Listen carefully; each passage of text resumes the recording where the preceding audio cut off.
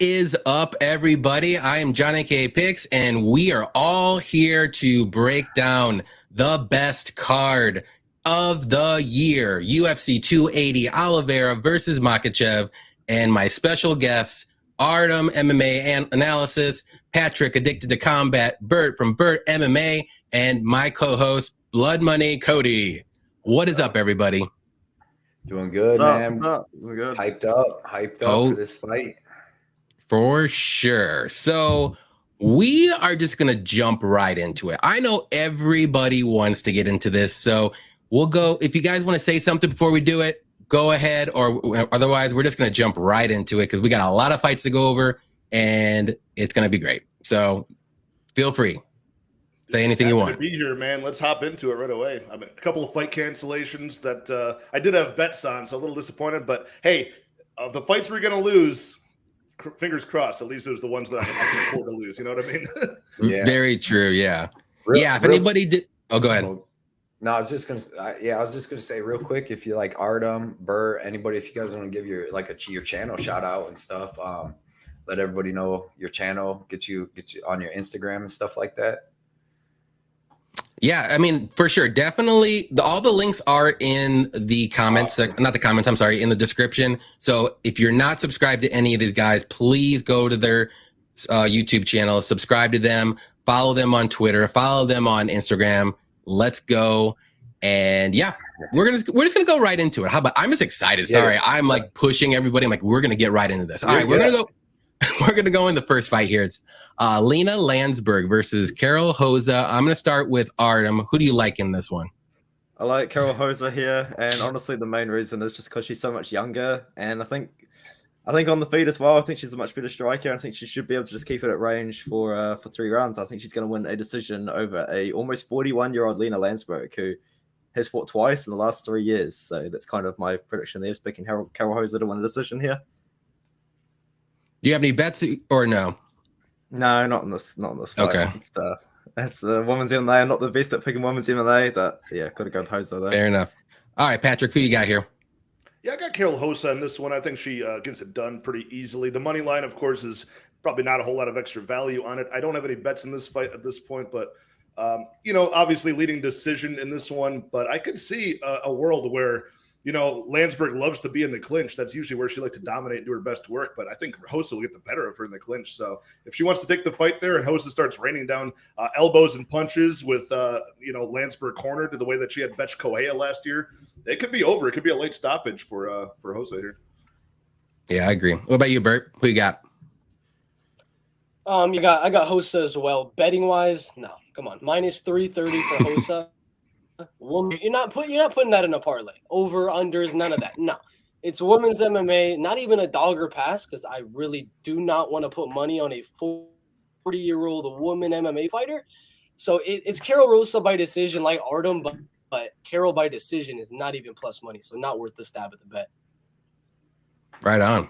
What about you, Cody? Who do you got? Yeah, I got Rosa. I parlayed her with Makhachev, but I got her at minus 230, and good price. So I had her. I just threw in with her and Makhachev and Jailton Almeida, but Almeida fell off. But I just think Hosa is going to be able to. She has a way faster, crisper striking, way better volume, and Landsberg loves the clinch and try to get the takedown. She's not going to be able to do that here. And Hosa has a phenomenal clinch with Muay Thai clinch with knees to the body and to the head. So I'm taking Hosa, and I think she's decision. But like I believe Patrick said, she could get a late finish in that third if Landsberg slows down. But she's usually really durable. Yeah, I'm going with Hoza here. I think she's just a better overall fighter. Like Artem and everyone said, I can't trust a 40-year-old right now against she's 28 years old or something like that, and she's literally the better fighter everywhere. The only thing Lena may have an advantage in would be the clinch. So give me Hoza here. I got her at like minus 250. I have her in a parlay, and I also got the over. I don't think any of these girls would finish each other. I don't think Hoza's ever finished anybody in the UFC either. So I think the over is a pretty good parlay piece if you want to. I know Bert doesn't like it, but hey, I'm cool with it. I usually don't like betting women's MMA, but I just think Hoza's going to dominate here. I don't think there's going to be any question about it.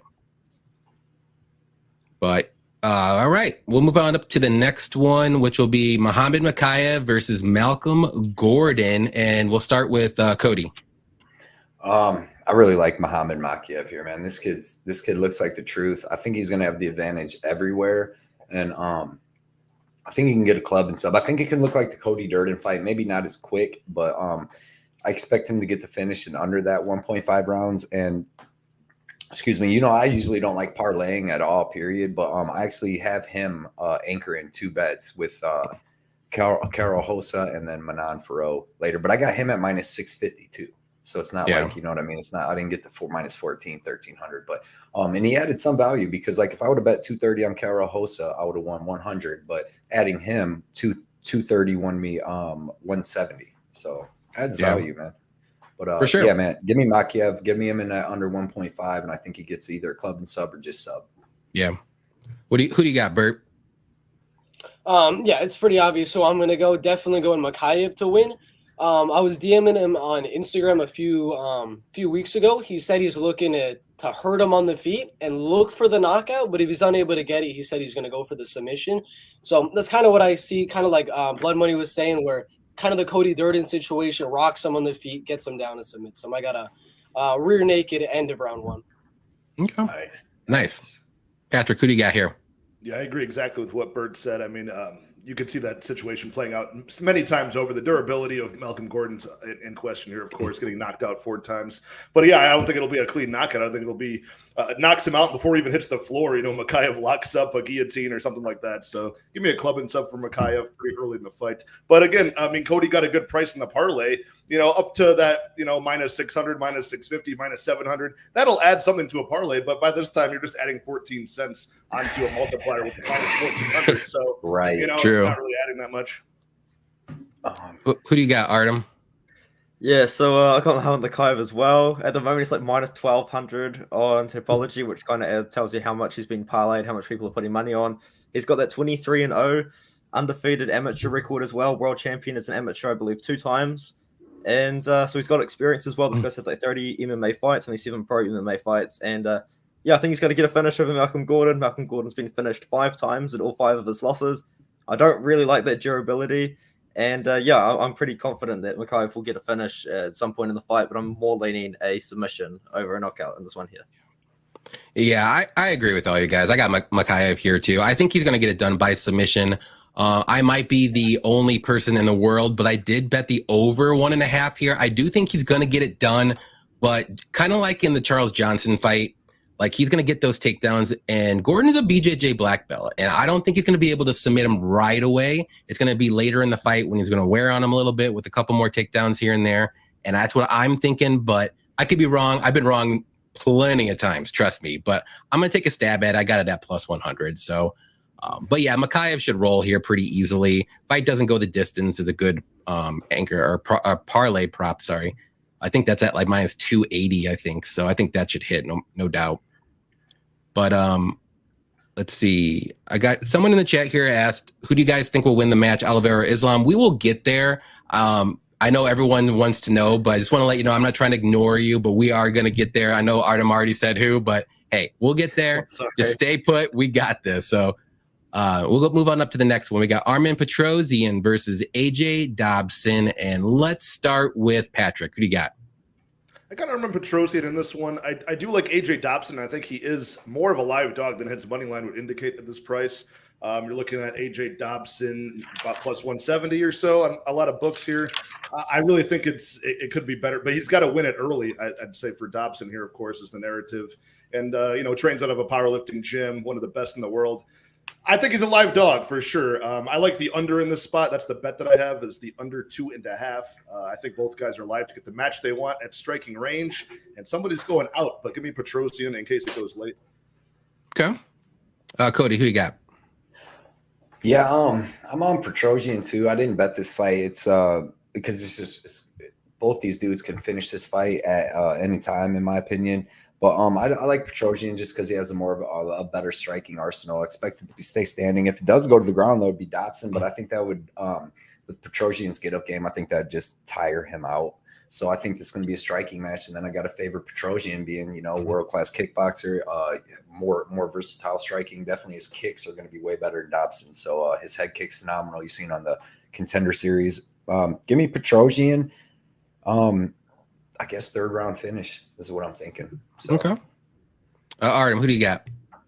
I've got Armin Petrosian as well in this matchup here, but I think it's going to be interesting as AJ Dobson is claiming that he's going to bring his wrestling into this matchup, which, I mean, he got out grappled by Jacob Malkoon, which, I mean, it's an interesting one, but I feel like Armin Petrosian here, he doesn't have the best takedown defense, but when he gets taken down, he gets straight back up. I think he's got a very good striking advantage here, but he is a little bit of a brawler at times, so maybe Dobson could catch him with something there. I like Petrosian to win the fight. I am picking him to win by knockout. But if AJ Dobson really is going to bring the wrestling like he's been saying in his interviews, then it could make for a pretty interesting matchup here. And maybe the underdog could get something done on the ground, but I'm going to be picking Armin Petrosian in this one here. Okay. Bert, who do you got? Yeah, I kind of agree with Patrick in that the odds are a little bit off. If AJ is going to go out there mixing in the wrestling, could see it being a much closer fight. If it does end up hitting the judges' scorecards, I do have Armin Petrosian landing a little bit more volume in terms of the kicks. I think round 1, AJ will probably win, landing some big shots and things like that.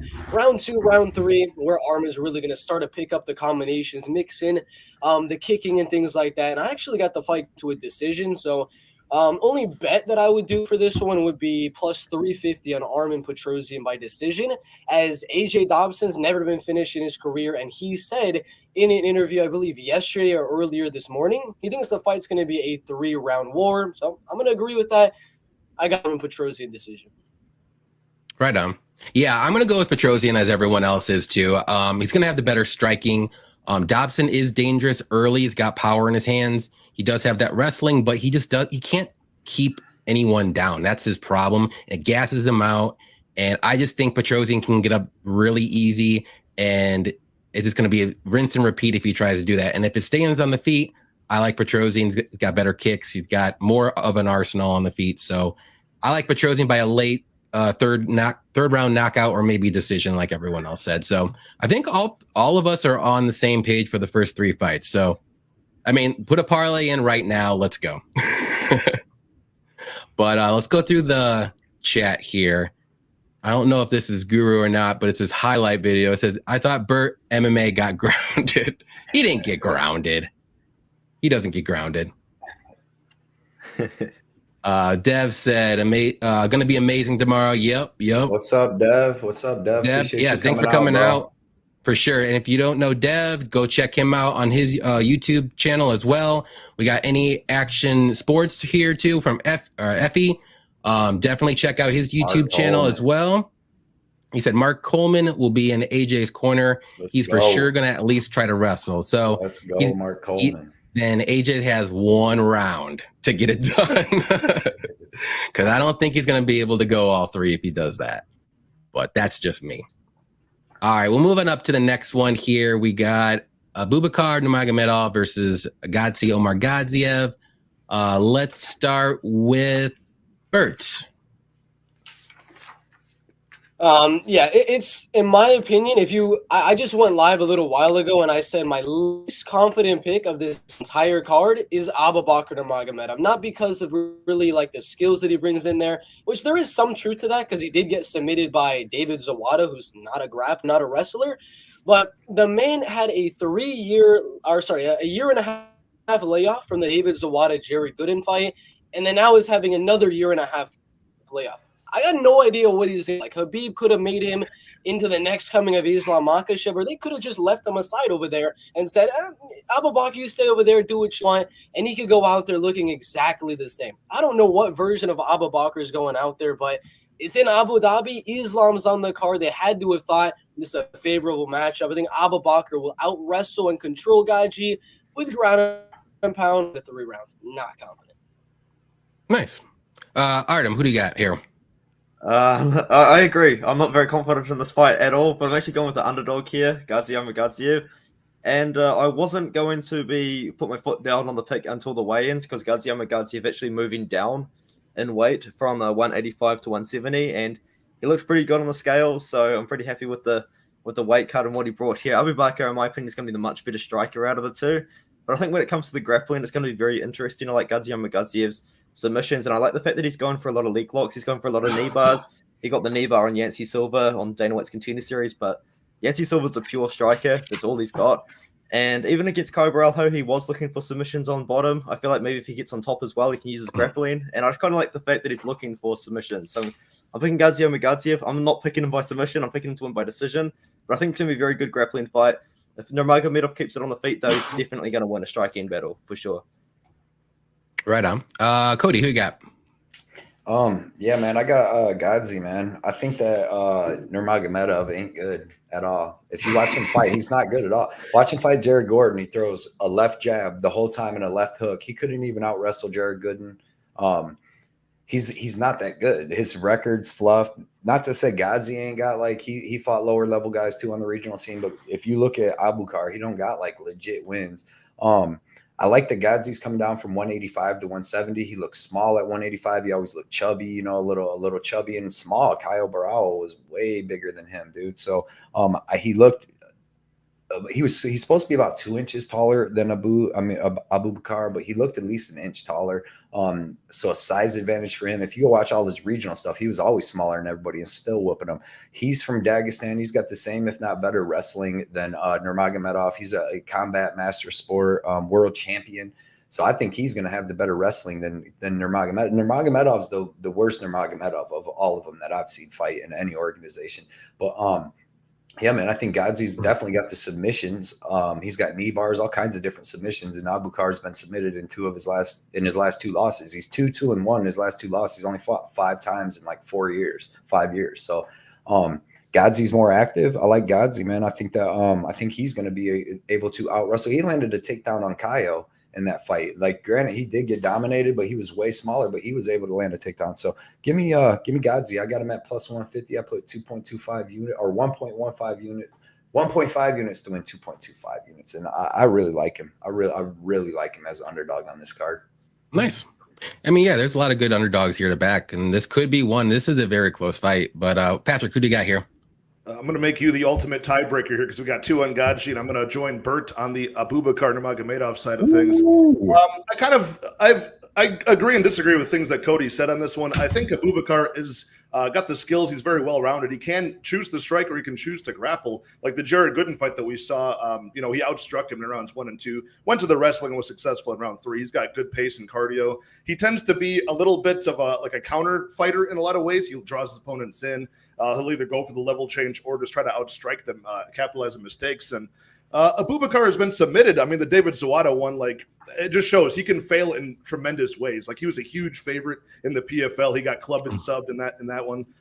He's been plagued with injuries, layoffs. He was involved in that Conor McGregor Khabib scuffle back at that event a few years back, and that was another long layoff too. So I'm just not impressed with Godzio Mergadziev. I think the guy's very unproven, and I think he's going to leave a lot of openings on the feet to either get taken down or outstruck. So give me Nurmagomedov. I do have a very casual, better parlay between I think it was between Mustafayev, Nurmagomedov, and Makhachev. I wanted like the Eves and odds parlay for 1 unit. So I got like Makhachev and Nurmagomedov clocking in at like minus 170 or something right now for 1 unit.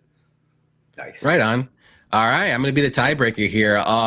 Like I said, this is a very close fight. I was kind of going back and forth with this one. I can see both. I can see everyone's arguments here, but I'm going to go ever so slightly with Abubakar here. I just like his striking a little bit more. The wrestling, I feel, is actually close.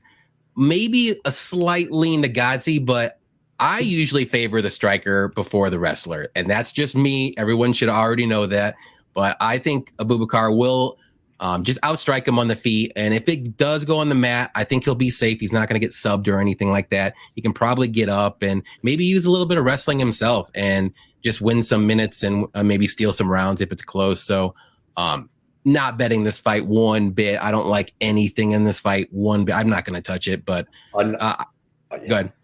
No, go finish. Oh, I was gonna say, yeah, I just like Abubakar, but you're up. Another thing, dude, that was a thing I forgot is that why I like Godzi too is that he's a finisher. Like, he's finished all but I think 1 or 2 of his wins, where Abubakar has gone to decision in 6 of his last 7 wins. Man, I just don't think he's that good. I really don't. No, I mean, who knows? Maybe both these guys aren't as good as we think they are.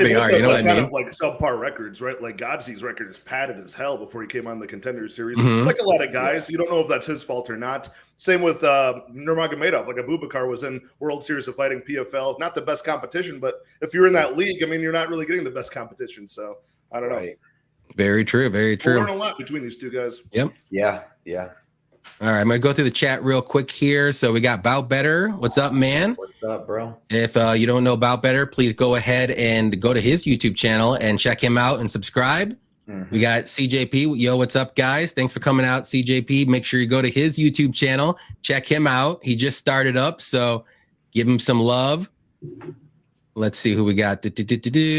Oh, and we got a new face, BC Dave. Look at there. my Look at this boy. guy. Hey, thanks for coming out, man. What's About up, time for a Dave? killer card. Let's fucking go. That's right.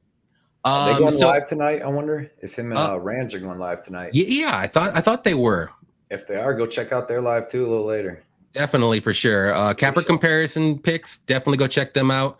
And they're probably going to go, it probably might be live right now. So, I mean, maybe not leave this, but no, I'm joking. Screen. One on the TV, one on the computer. Yeah, exactly. So we got 44 people in here right now, which is crazy. Thank you guys for staying and showing up and all that stuff. We're going to do our first giveaway. Okay, I'm going to do it. I got this amazing Charlie Olives card. It's a global icons silver 2021 select. This guy named Dev didn't want it last time, and I don't know why, because he's a weirdo.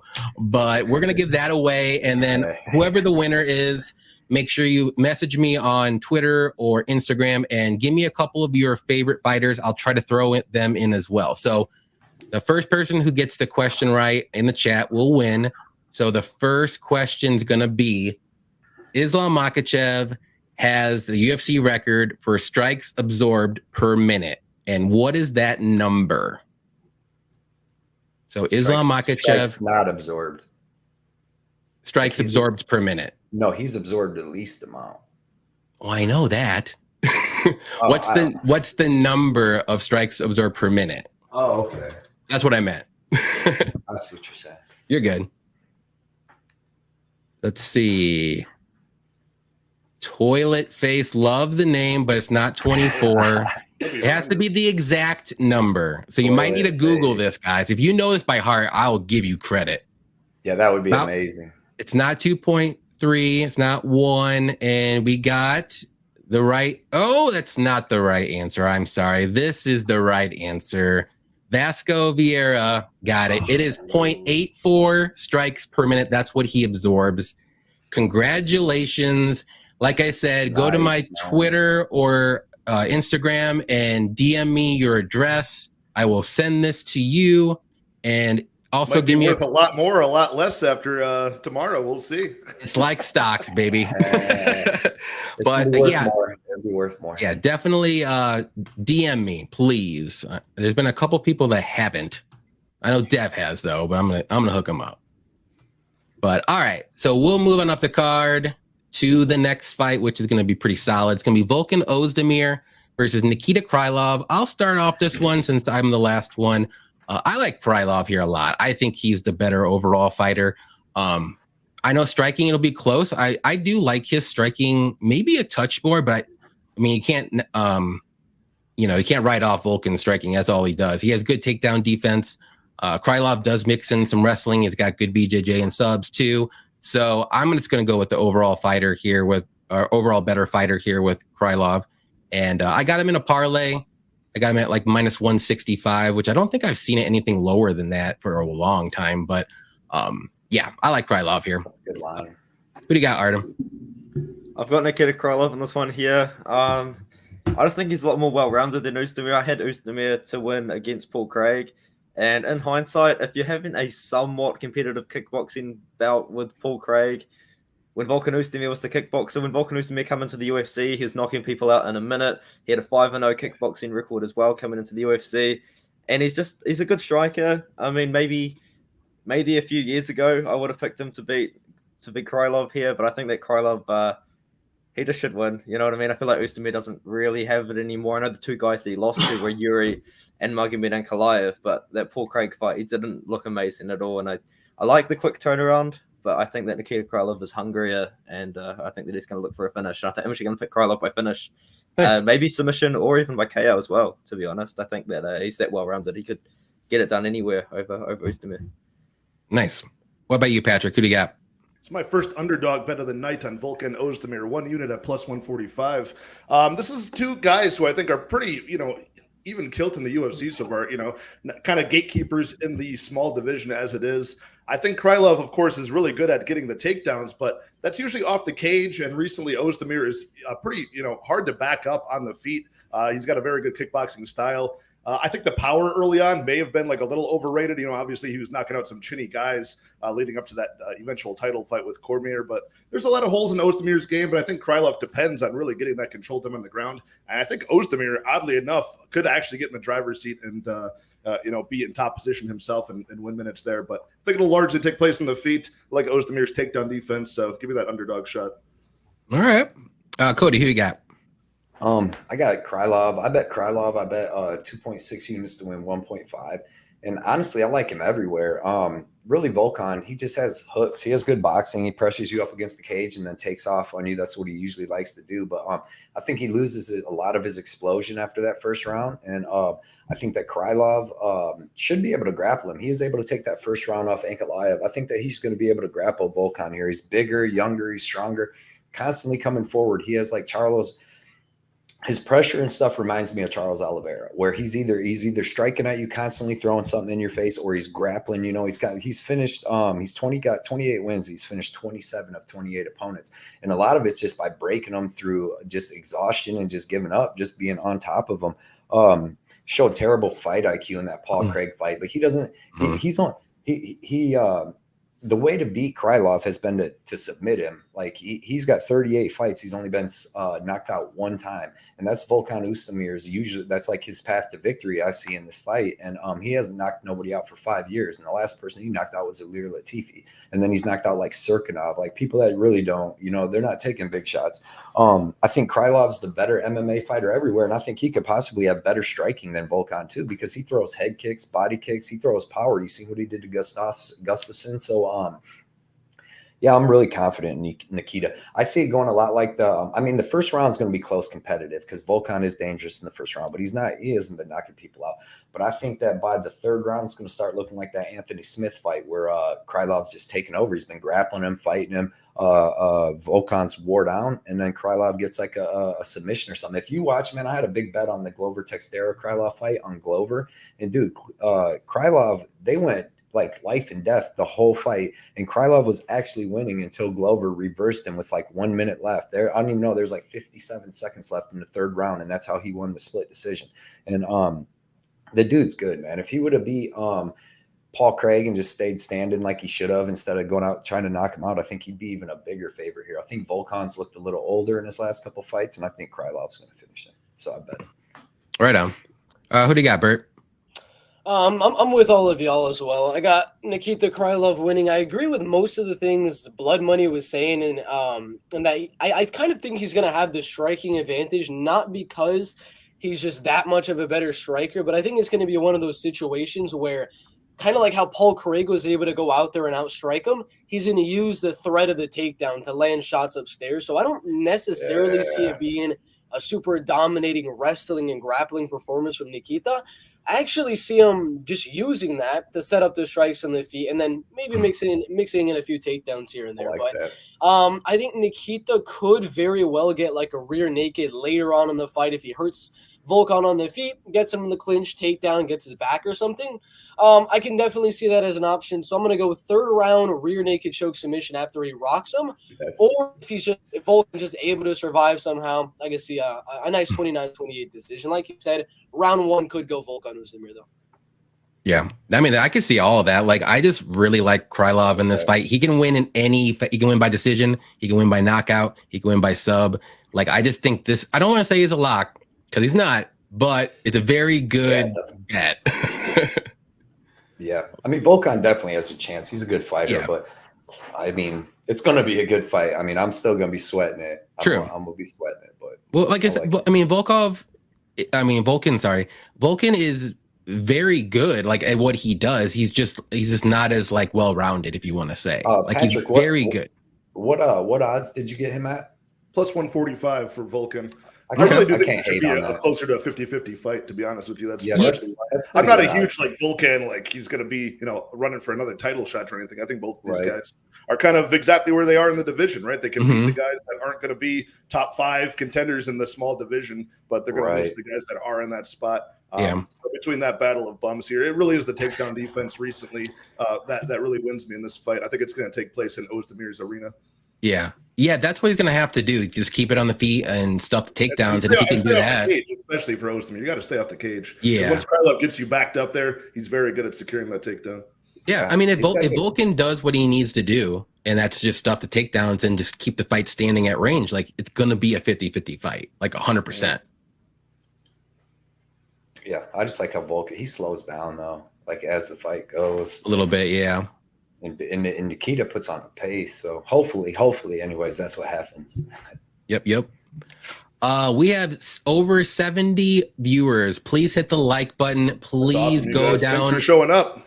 Yes, thank you very much. Please go into the description. There's everyone's links here. Go to their YouTube channels, subscribe, and we're all on Twitter. We're all on Instagram. Go to our stuff. Do it. You know what to do. I'm just gonna say it every now and then. So we got some new people in here, I'm pretty sure. So Artem was telling us right before Bert got in when we were backstage that Bert has almost 2 million views on his channel. So that's nice, Bert. Awesome. Shout out to Bert doing big things. That's like 20 times more than my channel.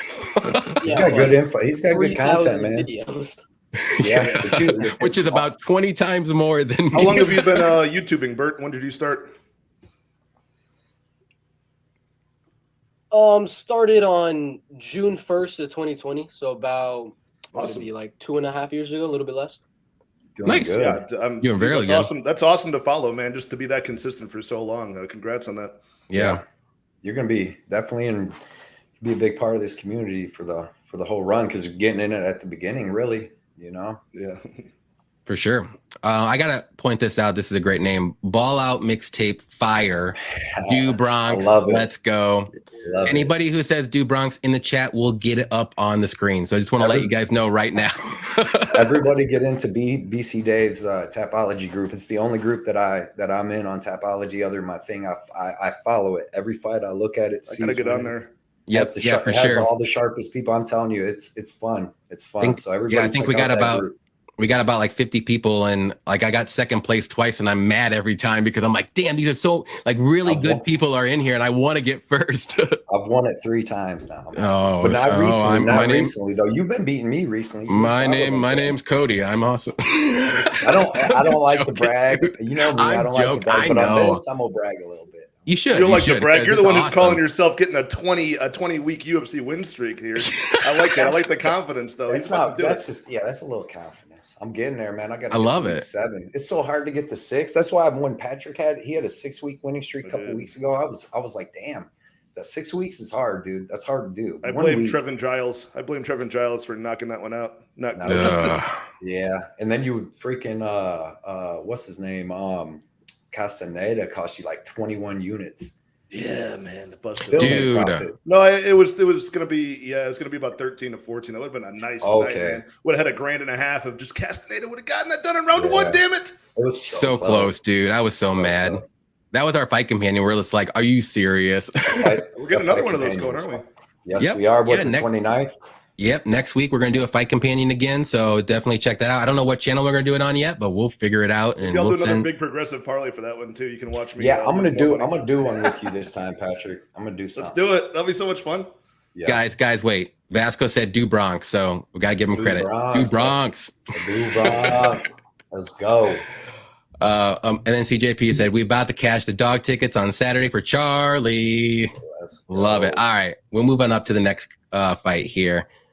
We got Mahmoud Murmuradov versus Caio Baralho. Let's start with, man, I lost count. Let's start with Patrick. How about that? This is my biggest money line bet of the card. I do have 3 units on Caio Baralho at -200. I like him to win this fight. pretty much in every aspect. I mean, we haven't got a chance to see in the UFC a lot of his great striking, but as long as he can handle that early, like 2-minute portion of the fight where Muradov is the most dangerous, I think he grounds him, and eventually I think he gets the submission. I do have a small quarter unit play on Caio to win by submission, which I got on FanDuel at plus 550, which I like that price a lot. Nice. Yeah, so I'm jealous. Yeah, I couldn't pass that one up. So no. I think eventually he does. He's got a lot to prove in this spot. That he's been fighting smart. You give him a lot of control time, but he's got to really, on a big stage here and a big card, make something happen and finish this guy in Muradov. So I like Caio here. I like it. Who do you got, Artem? I've got Caio Borralho all day, man. I'm really big on Caio Borralho. I mean, as soon as he beat Aaron Jeffrey, I jumped on the train. Dana White's Contender Series is kind of my thing. I'm a massive fan of Dana White's Contender Series. Sorry, this is going to go for a while. But well, you're good. In hindsight, though, that's a really good win. Anyway. Like, Aaron Jeffrey is just beat Austin Vanderford and Bellator. You know what I mean? Maybe he's even going to get a title shot from Bellator right now, And that's a really good win for Caio Borralho. And I picked Aaron Jeffrey to beat Caio in that fight. As soon as Caio won, he turned around upper weight class against Jesse Murray. A few weeks later, knocked him out in the first round.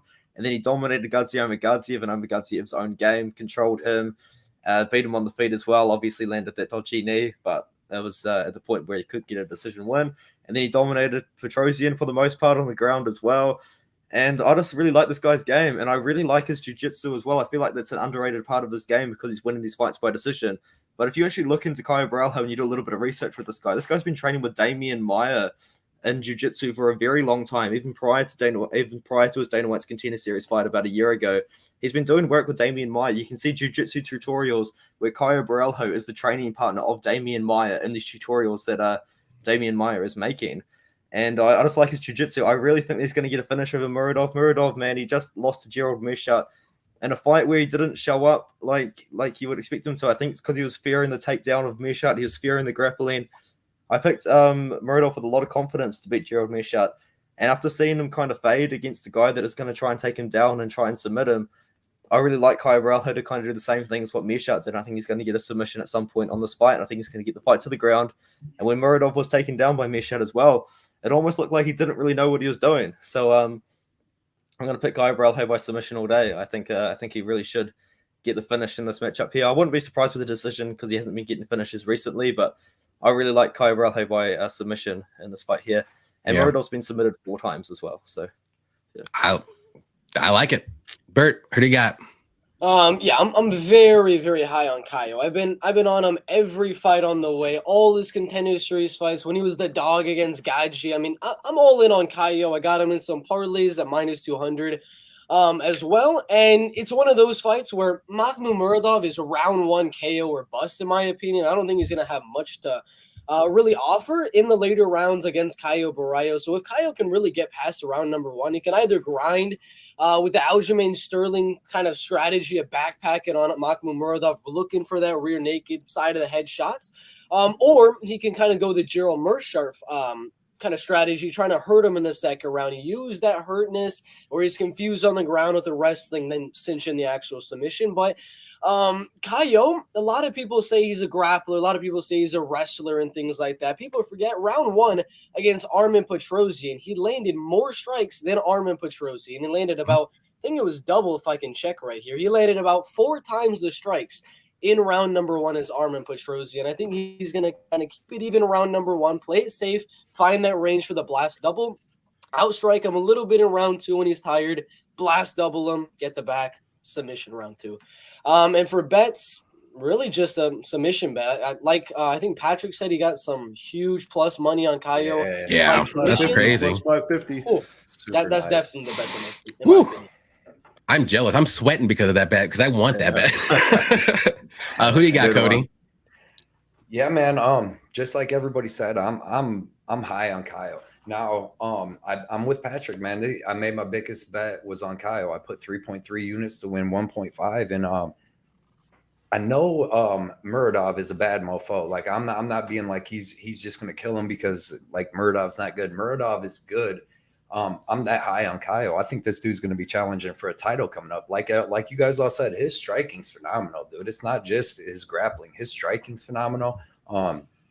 His wrestling's phenomenal. His jiu-jitsu's phenomenal. Just like Artem said, dude, that Jeffrey win is aging really well. And because that dude's a savage. I lost money on that. I had bet Jeffrey. It's just like the same thing, dude. I lost money against Jailton Almeida too.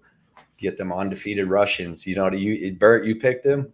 Yeah, I didn't. I was like, dude, and then Almeida came out. I'm like, damn, that dude's savage. But Caio Borrallo's been training with Hamza and Jailton Almeida too recently. And like Artem said, 8 years of BJJ training with Damian Maia.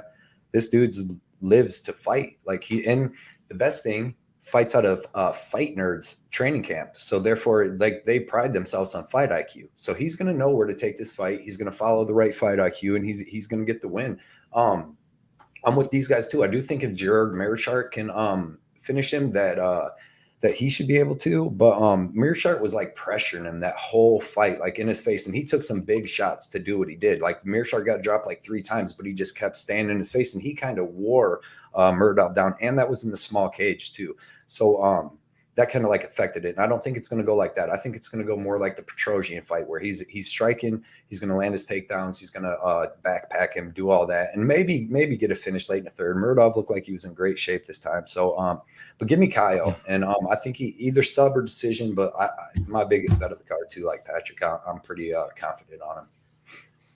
Yeah, I'm just going to follow everyone here. I'm very high on Caio, and I'm not just saying that because I really am. I really like his fight IQ. He always fights to the opponent's weaknesses. So if he's weak at striking, he's going to strike. If he's weak at grappling, he's going to grapple. And that's what I love about fighters. There's not a lot of fighters that do that. He's one of them, and he's up and coming. He's a prospect. He has very good striking, very good grappling, very good wrestling. Like he's good everywhere. And I'm just super high on this guy. I have like 3 bets on him, and like I have like the sub prop, I have the money line and a parlay. I think I got the fight to start round 2 in some weird safe parlay that I usually do. And I like this would be one of my locks of the night is Caio winning. And like Cody said, not to say that Muradov is a bum because he's very dangerous, but he starts to fade as the fight goes on a bit. He's got very good striking and power in the first, but then it doesn't translate as the fight goes on. And he kind of looks weird. And like when he's on the ground in that GM3 fight, and I'm just scared that if it does get to the fight for him, or get to the mat for him in that fight, he's going to look just as bad, maybe worse. So I love Caio here. I love the sub prop. I love the inside the distance prop. If you want to do a decision, I can see a decision as well, but I think it's going to be sub or decision for sure.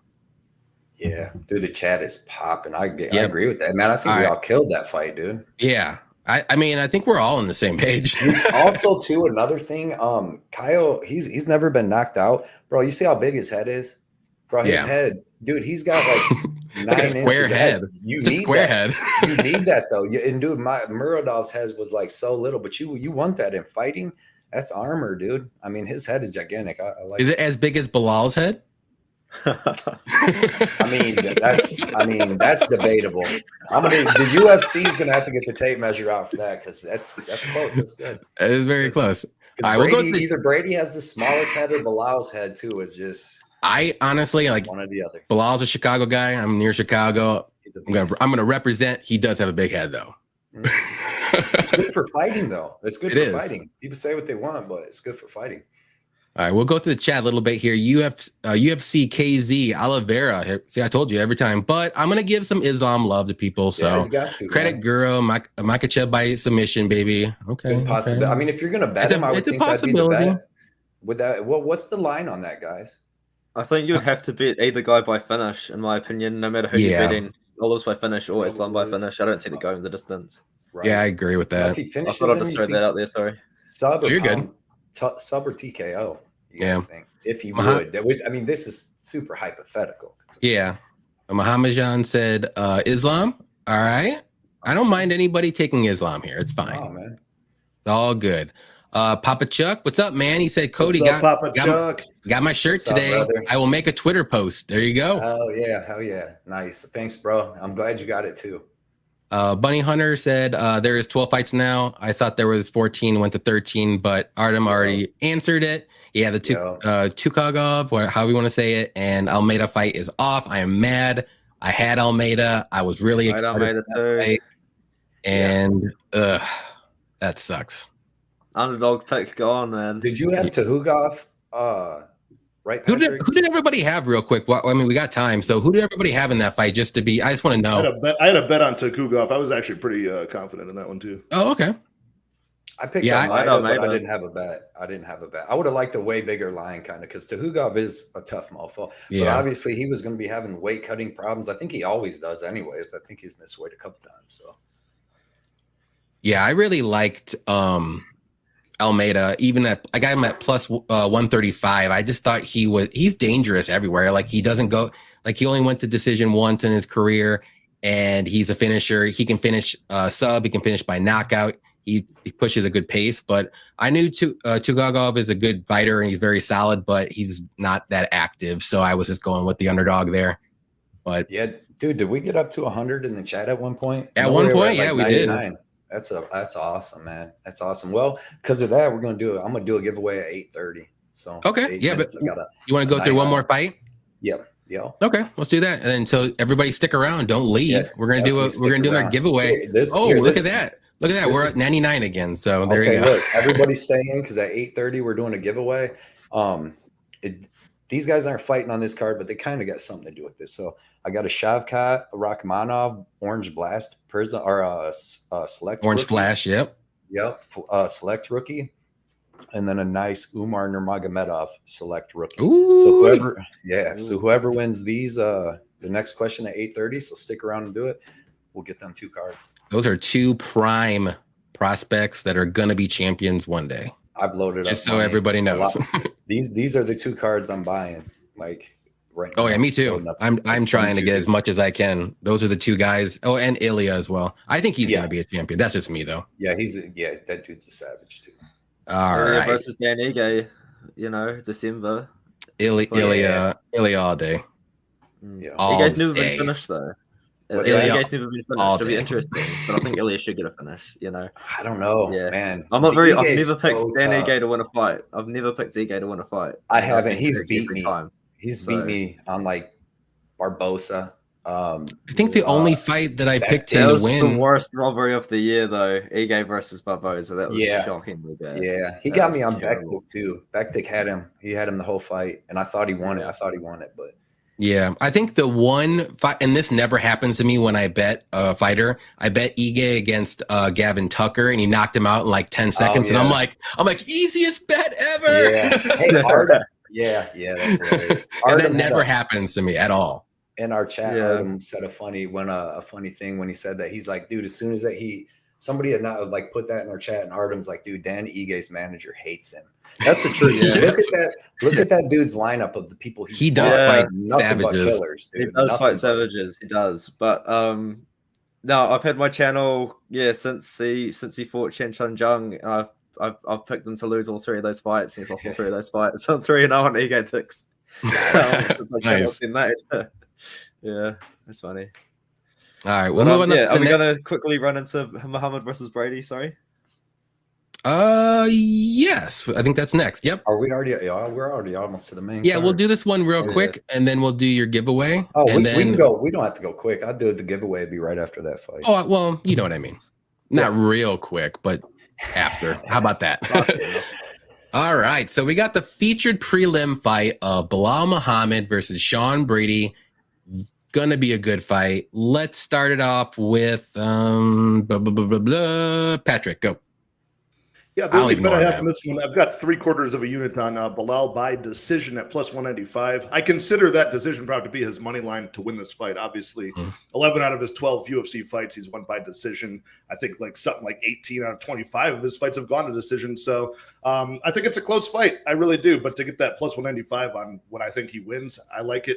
He's got all the experience here, and I think he plays his game plan very well, right? He's pretty keen on giving up the center of the octagon, skirting on the outside with some pretty good lateral movement. His striking, he manages to get strikes off his opponents, like at weird times, weird angles, and never gets hit back in return.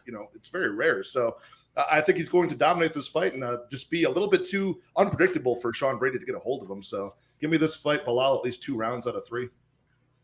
Right on. Artem, who do you got? I don't know. Sorry, this is a fight. This is no. Sorry, I said the Nurmagomedov and the Gadzhiev fight was my least confident, and then I got to this, and now this is definitely my least confident. In my prediction videos, I've picked Bilal Muhammad twice, and I don't know if I'm still going to side with him in this one here because I'm just so not sure. But I will say that it's probably a fight that I think everyone's going to look forward to. But I think when it actually happens, I don't think that it's going to be the most exciting fight in the world. I think maybe it could be a good grappling fight, but I feel like if Bilal Muhammad's going to win dominantly, he's going to win on control time. Maybe Sean Brady is going to use his strength to get some power takedowns and maybe use his grappling as well because I know he's got really good jiu-jitsu, so maybe he could make something work there. I don't like Sean Brady as a prospect, and I know it's a very controversial pick, but I feel like if you're almost getting ground and pounded out by Michael Chiesa, you know, but Bilal Muhammad's a good matchup for him. I feel like it's that way. I feel like if Sean Brady fought anyone else in the top 5, I'd pick against them. But I almost like Brady enough to pick him here. But I'm gonna be picking Muhammad. Yeah. You got Muhammad. Yeah. Okay, it took you a while to get there. The thing is, it took me a very long time to get there. There's a lot of filler. Right, I'm just giving you crap. I know. I don't know. It's because I've got no idea, so I can't get straight to the point because I'm not too sure. But the thing is, though, in that Brady fight, I know he got his nose busted open, but if Chiesa's ground and pounding you out and almost finishing you by ground and pound, and he's never done that before, aside from once in the Ultimate Fighter, I feel like that's still a little bit of a red flag. You know what I mean? Yeah. I hear you. Cody, who you got? Yeah, man. I like Sean Brady here. Watching all the tape, these dudes are pretty even, like everywhere. Their striking seemed pretty even. The wrestling seems like it's going to be pretty even, but I just feel like Brady's going to have the grappling, the BJJ advantage. That was the only place I really seen like an advantage in anything. I also think with the Chiesa fight with Brady, he got his nose busted like right away. That always will affect your cardio, but I also think that like Chiesa versus Bilal Muhammad would be an excellent fight, and Chiesa has like more actual wrestling training than Bilal Muhammad and like a better background, and he may be able to out wrestle Bilal Muhammad. Like, and he's a lot bigger. He's a big dude, but I think Brady's probably going to be the one landing the takedowns. Like, I highly doubt that Bilal is going to want to take Brady down and go play jiu-jitsu with Brady. You know what I mean? And I think that Brady, when he gets them, like anybody, even Chiesa's hard to take down, dude. That dude's tough. And he's out grappled a lot of people, even at 170. And I mean, when Brady anytime that he would get his hands wrapped, dude, he's taking him down. I think it's going to be a really close fight. I don't know if I think Brady's going to finish him. I don't really think he is. Bilal is tough as hell, but I do think that Brady's going to at least win 2 rounds due to like wrestling and control. So, and yeah, man. So I didn't bet nothing, but I'm on Brady. I'm on Brady. I think he goes 16-0. I think he's the bigger prospect, and I think as he keeps growing, if he can keep getting his striking up with his grappling, he's going to be a really, really good fighter, tough out. So give me him, man. Yep. Bert, who do you got? Yeah, it's one of those fights like Abubakar versus Gaji where I'm not super heavily leaning Bilal. I mean, no one really can if you don't really have a path to victory to get a finish in the fight. Your only real way to win is to grind out a decision. And it's super hard for me to go out there and say that Bilal is going to go out there and absolutely control Sean Brady like he was able to do with Wonderboy Thompson, just a straight-up kickboxer, like he was able to do with Vicente Luque. Yeah, he's got the darts, but that's about it when it comes to jiu-jitsu. A lot of the guys Bilal is beating have been pretty much like kind of strikers. Vicente Luque, Damian Maia was the only other guy. But again, he ended up striking in that entire fight, which leads me to believe that this one, with Sean Brady, Bilal Muhammad, going to be kind of like the Damian Maia fight. There was times in my like research for this fight, I thought maybe Bilal can mix in the takedowns at some point, and I do think he will in round number 3.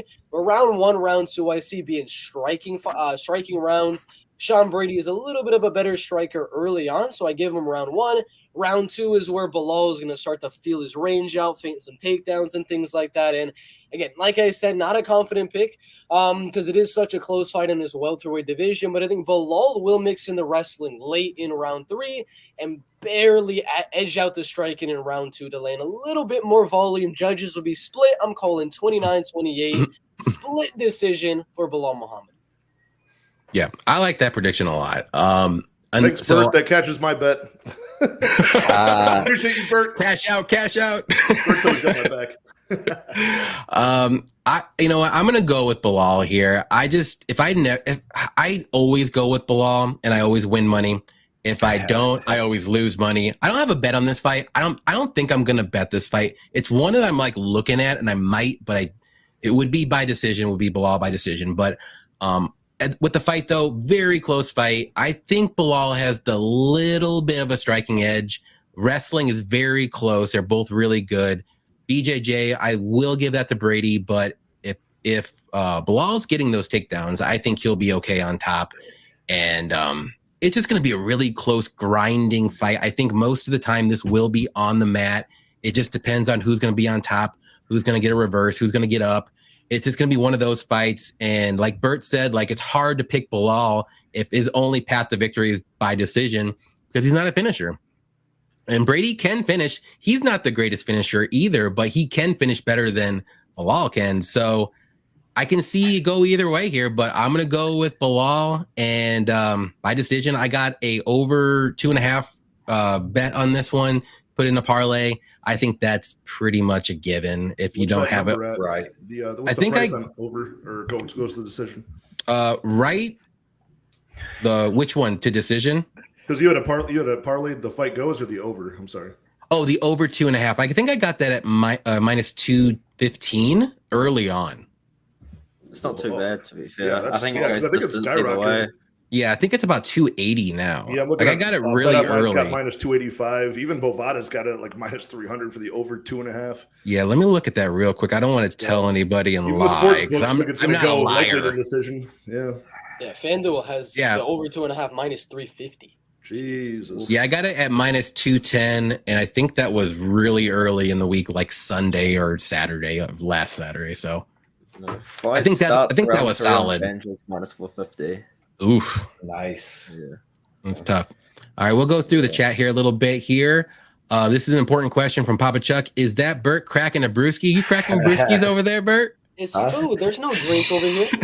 I know. I just cracked one. I seen some bourbon. What's up, Justin? He said Sean will win because I picked Bilal.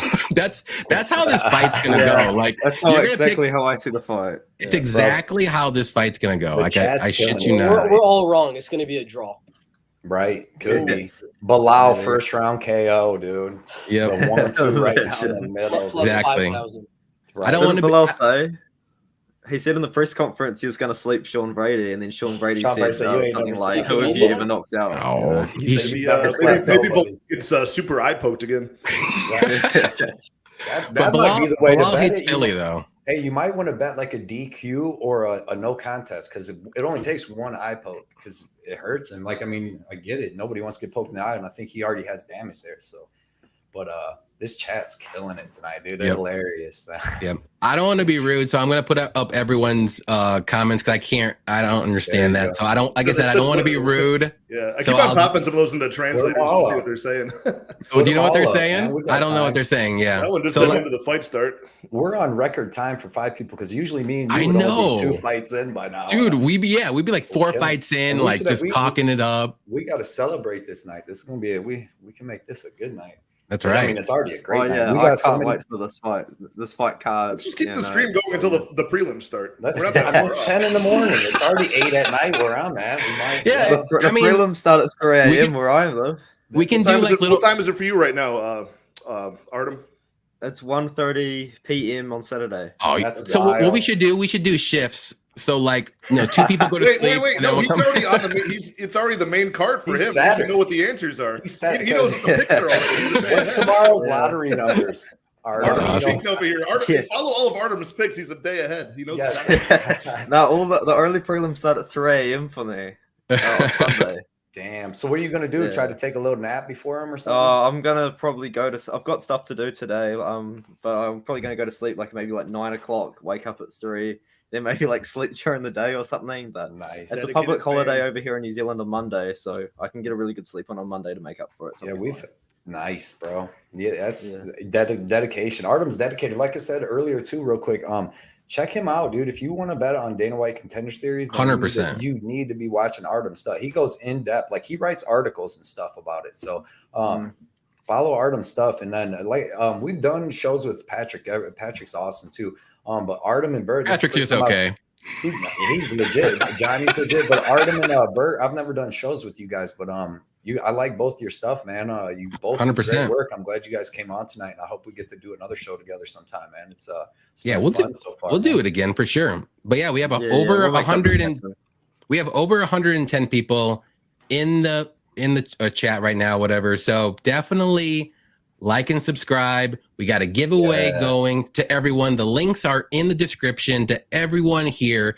Click on the links real quick, subscribe, come back real quick. We're not going anywhere, but maybe wait like 2 minutes because we're going to do a giveaway. So we've got 100 people in here, man. 120 people in here. Let's do that giveaway if you want to blood money. Yeah, and everybody smash that like button. But here is the giveaway for the Shavkat Rakhmonov Orange Blast Prism rookie, or a select rookie, and then an Umar Nurmagomedov rookie. Okay, here's the question. Give me the 2 fighters on this card that have 20 finishes. Over 20 or more finishes. Too easy. It's easy, but somebody's got so easy. I know we just talked about one. Oh yeah, actually maybe 2. Both of those cards are going to be worth a lot of money soon too, man. Those are both of those guys have a lot of high ceiling in the UFC. You got to have 2 though. You guys two names, guys. 2 names. Over 20 finishes. Nope. See, I told you, I knew it wasn't going to be as easy as people thought. I know CJ. Total, Justin, there we go. Boom. Whoop. Right there. Oh, sorry. Toilet face. Got it. Fucking toilet face. Boom. Yeah. We got some snipers in the chat today. OLIVEIRA. I knew, because we have a lot of people with over 20 wins on this. That's why I was trying to look through, find a quick, nice, good question. I like it. Toilet fucking face. I love that name. Love that name, bro. Hit me up on Instagram or Twitter and give me the info, and I'll get these sent out to you, man. Nice, quick on the draw on that, man. Congratulations. Right on. Toilet face. Yeah, dude. I love that name, dude. Everybody stay on too, because we're gonna have 1 or 2 more giveaways. Yeah, I got one more for sure. We're gonna do later on in the main card. So let's get up to 200 followers or live, man. Everybody tell your friends to come hang out. Tell them about the giveaways and tell them about this good information. You literally got 5 of the best cappers on this earth giving out excellent information right now. You know, hours before the fight. So get everybody here. Tell your friends. Hide your kids. Hide your when I started saying that, bro, that's what I started thinking. Hide your kids. I was like, what? Yeah, let's have some fun. All right, let's go through the chat a little bit before we get there. CJP said over 2.5 and the fight goes distance in 2 different parlays for that fight. I love it. I like that. Pink Floyd, too close to call. Dog decision plus 190 worked for me. I like that a lot as well. Yeah, value. Bunny Hunter said, yeah, man, come on. The least we can do is hit the like button for us, please. Thank you. Excellent. Jake said, nobody thinks Brady sub is a possibility. It's a possibility. I wouldn't say it's like not ever going to happen. What do you guys think? No, it's a possibility for sure. That guy's world class. I mean, he beat Craig Jones in a granted, he couldn't go for heel hooks and leg locks, but he's still – like, I don't know if Bilal don't get subbed in that match. So if Brady gets in position, I mean, it's danger for. Yeah, if he gets his back even strong. Mount or takes his back, he's so strong, dude. His back. I really like Brady. But his back is so big. And the crazy thing is, this is how good, just naturally good he is that he never even wrestled in high school or nothing. And he's out there taking Chiesa down. You know what I mean? That's pretty freaking crazy when you think about it. And I don't know if Bilal did or not either, but I feel like Brady, when he wraps up Bilal, he's going to be able to take him down, dude. Brady does a good job of like actually truly like rolling with the jiu-jitsu too. Like if somebody starts to get out of it and escape, he already knows where they're going to go. He knows where the escape routes are. He's world class. He's so strong, dude. He stays. He did that. We didn't even talk about it, but that camp he's out of there in Philadelphia, dude. With the Gracies and all that, dude. That camp's phenomenal. They've been smoking people. I know Sabatini got caught, whatever, but it's still it's a camp, man. Yep. It's gonna be so. Papa Chuck said Brady has the back tattoo or best back tattoo. Who do you guys think has the best back tattoo? Brady. Besides, what is fake? Fedor's like brother. Is it Volkov or like Volkov? Volkov has one. What was Fedor's brother's name? Remember, he had the fucking Grim Reaper holding a baby. Alexander Emelianenko, I think. Yeah, Alexander, and then he was like a part of the Russian mob and shit. Yeah, I like that was crazy one. But I like Brady's, dude. In his back, so Well, I think. big. Well, you'll Brady know just this has good one. tattoos. Cody, you'll know this one. But my favorite back tattoo in MMA was Kimo Leopoldo. Oh That yeah, the giant giant on his cross. back. Yeah, like, that was awesome. Giant, legit. When I was a kid, I really wanted to get that. I'm glad I wasn't allowed to get a tattoo back then. And remember he would come out. He came out carrying a cross, right? Yeah, the UFC 3. Yeah. Yeah. Oh, Chemo, man. Yeah, buddy. Yeah, I know. Holloway has a pretty good one, but it's not full, but he's got the wings or whatever. My girlfriend get him and Tony Ferguson mixed up all the time. She's like, she thought Max Holloway when Tony, she was out there when Tony Ferguson got knocked out. She thought that was Max Holloway, and she like loves Max Holloway. She's like, no, I'm like, no, that's Tony Ferguson. And she's like, oh, okay. Yeah. Still sad.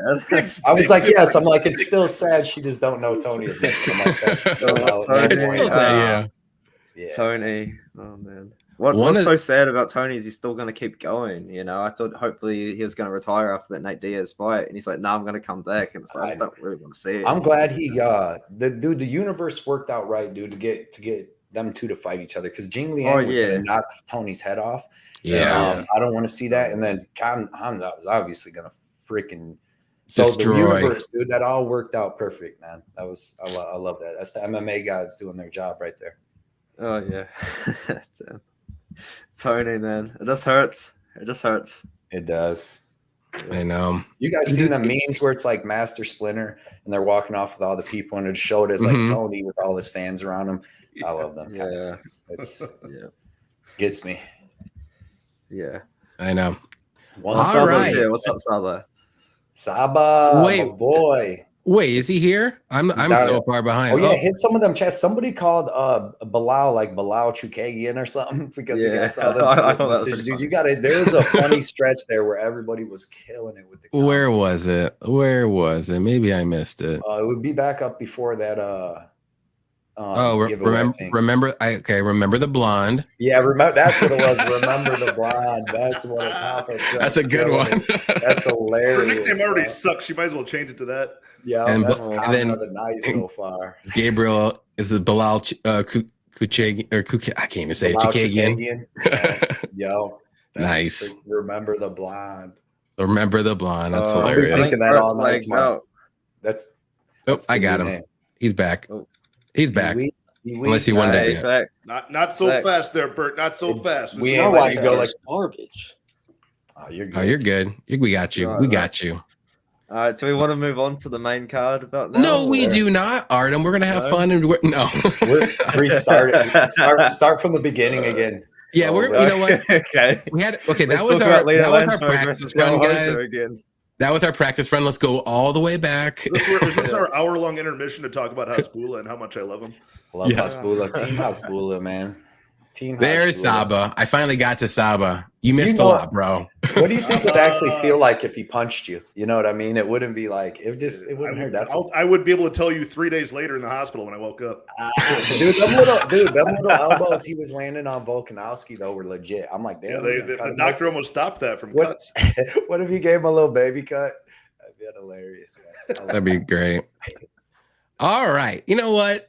I'm going to go with Artem. Let's go to the main card. Let's start it up here. This is going to be great. We're going to do the first fight of the main card, which is Caitlin Chikagian versus Manon Fiorot. I'll be right back. Let's go with Cody. I'm joking. Bert, you can start it off. For Manon Fiorot, Caitlin Chikagian, I said it like a week ago in an early UFC 280 prediction. Caitlin Chikagian, like you were talking about a little bit earlier, is kind of that Bilal Muhammad of the women's flyweight division.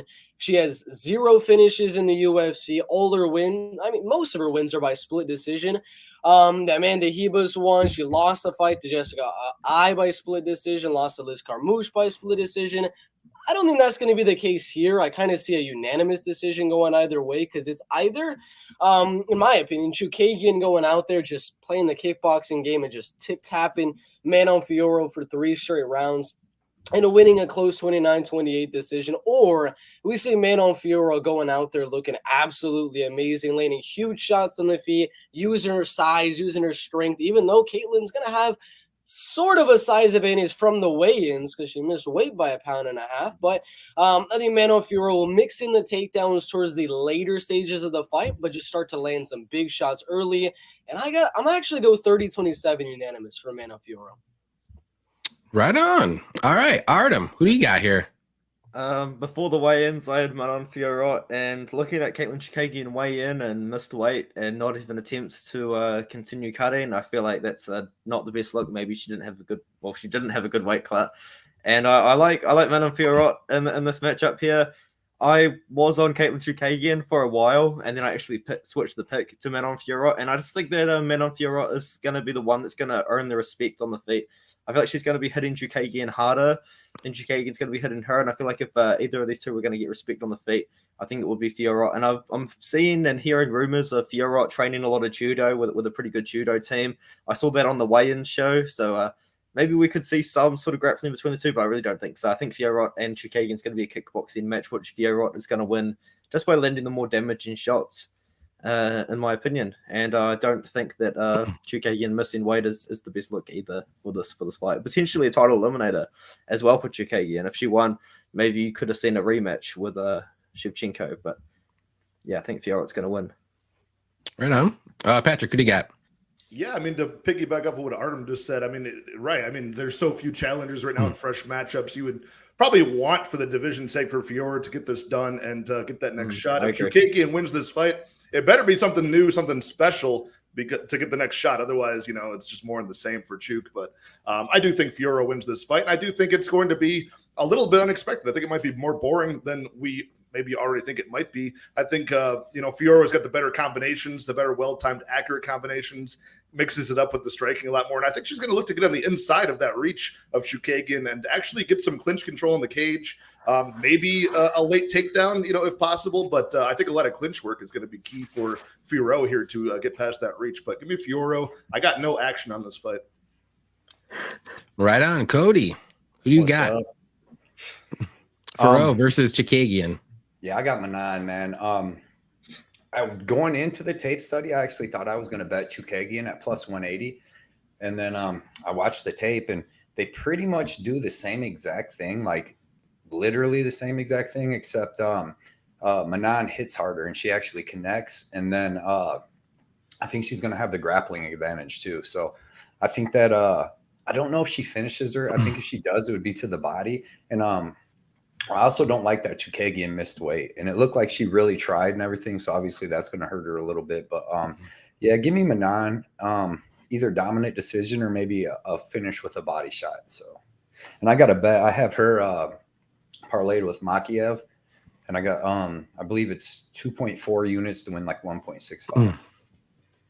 Right on. All right, guys, hear me out. I'm going to be the contrarian picker here. I know Manon Fiorot is very good. She's probably the better striker, but she doesn't have the experience as Chukagian has. Now, the weight cut might be an issue for a lot of people, but it's not for me. I don't care if people miss weight. As long as they fight, that's what I want to see. And she's never missed weight in her career at all. This is the very first time.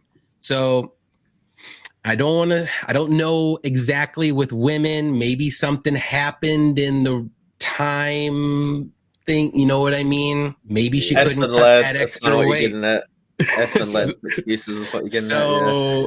Listen, she's going to have the reach advantage. She has a little bit of height advantage as well. If she stays on the feet, or not, I'm sorry, not on the feet. If she stays at range, that's what I meant to say. She could potentially eke out a split decision win here. And the judges love them some Chukagian. Now, this is all conspiracy theory, guys. Yes. Hear me out.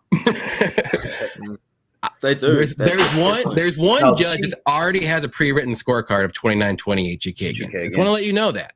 So Manon Fiorot has to get two more judges to get. Go ahead. No, that's another thing we need to talk about too, is judging in there. But yeah, go ahead. So I'm gonna roll the dice here. I'm going with Chukagian by decision. Obviously, I got the over 2.5 because I don't see anybody finishing anyone, maybe by a body kick or body shot, like someone said earlier. But no, I mean, I just like Chikagian experience here. I think, and if she can play the perfect fight, which she's going to have to play the perfect fight here and stay at range, she can't get close at all. And I think she can squeak it out here. I don't have a bet. I'm not betting it. It's just my conspiracy theory pick What here. you would hope good. is that Landsberg Rosa goes to decision early on, and then you can see, like, what if Hossa completely dominates Landsberg, and then you get like a, Judge Split. so-and-so has it like 30-27 Landsberg, and you're like, what? And now we get to know how the night's going to go. I like when it like goes to decision. You get a chance to see, all right, how much wackiness and fuckery is really going to happen. Abu Dhabi. We are in Abu Dhabi. They were known for that. That's like the last when we was going there during COVID. Didn't they have a lot of questionable? I think like the first couple times, but I think the last time it kind of got better.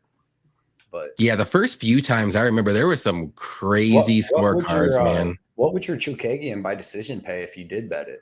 It's like plus 240. It's not too crazy, but if here's the prop to look at though, and I think I put it in the chat earlier.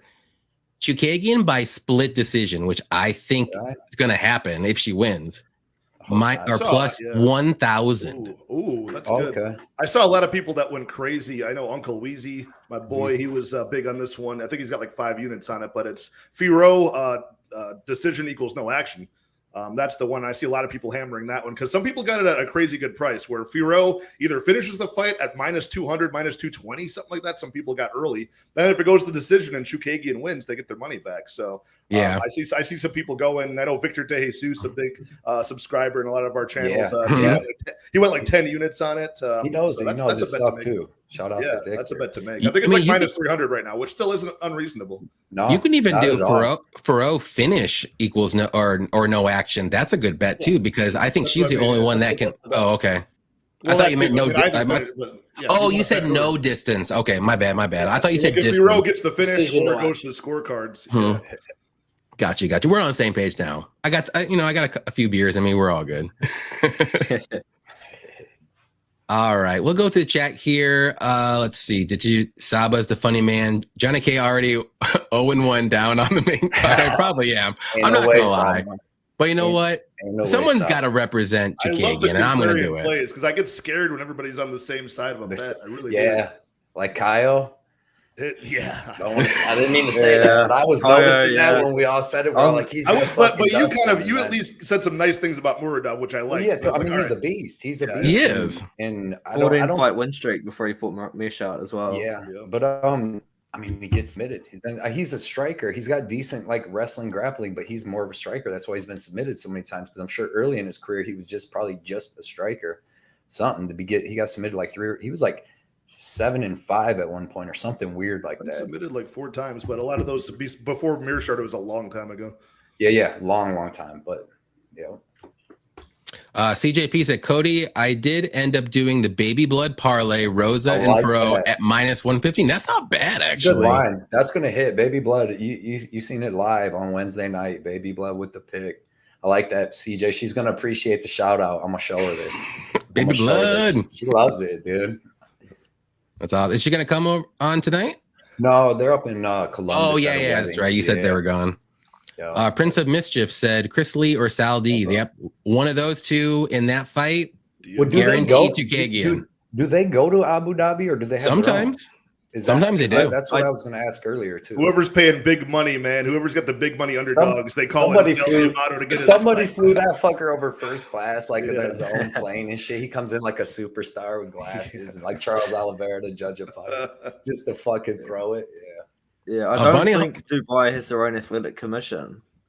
So I think, am I correct in saying that? I think so. He might be dual licensed. You never know with Sal D'Amato. I think Sal D'Amato's licensed literally everywhere. I swear he's on every card. He's judging Muay Thai fights in Thailand. He's everywhere. He's flying around the country, fucking up scorecards. Cockfighting. Puerto Rican cockfighting. He's down there all the way. Yeah. Hardin was refereeing fights in ONE FC a couple of weeks ago. Yeah, he's everywhere. Really? You see him pop up, and you're like, what the hell? You even see him pop up at like small LFA cards and like even small as events. Like he's getting that money. He's working that OT. Yeah. All right, we'll move on up to the next one here. So we got Beneil Dariush versus Mateus Gamrot, and let's start with Bert here. Who you got, Bert? Yeah, this is one where I 100% disagree with the odds. I think it should be more like a -110, -110, but I do lean ever so slightly Mateusz Gamrot. Some people, like after watching Beneil Dariush, because he hasn't fought in a while, it's been over a year since the fight with Tony Ferguson. A lot of the more casual fans seem to think Beneil Dariush is only a wrestler, is only a grappler. That's far from the case. The dude got a spinning back fist on Scott Holtzman, went out there, ate Drakkar Klose's best shots, and came back in like a top 5, top 10 best comeback of all time. The dude can strike.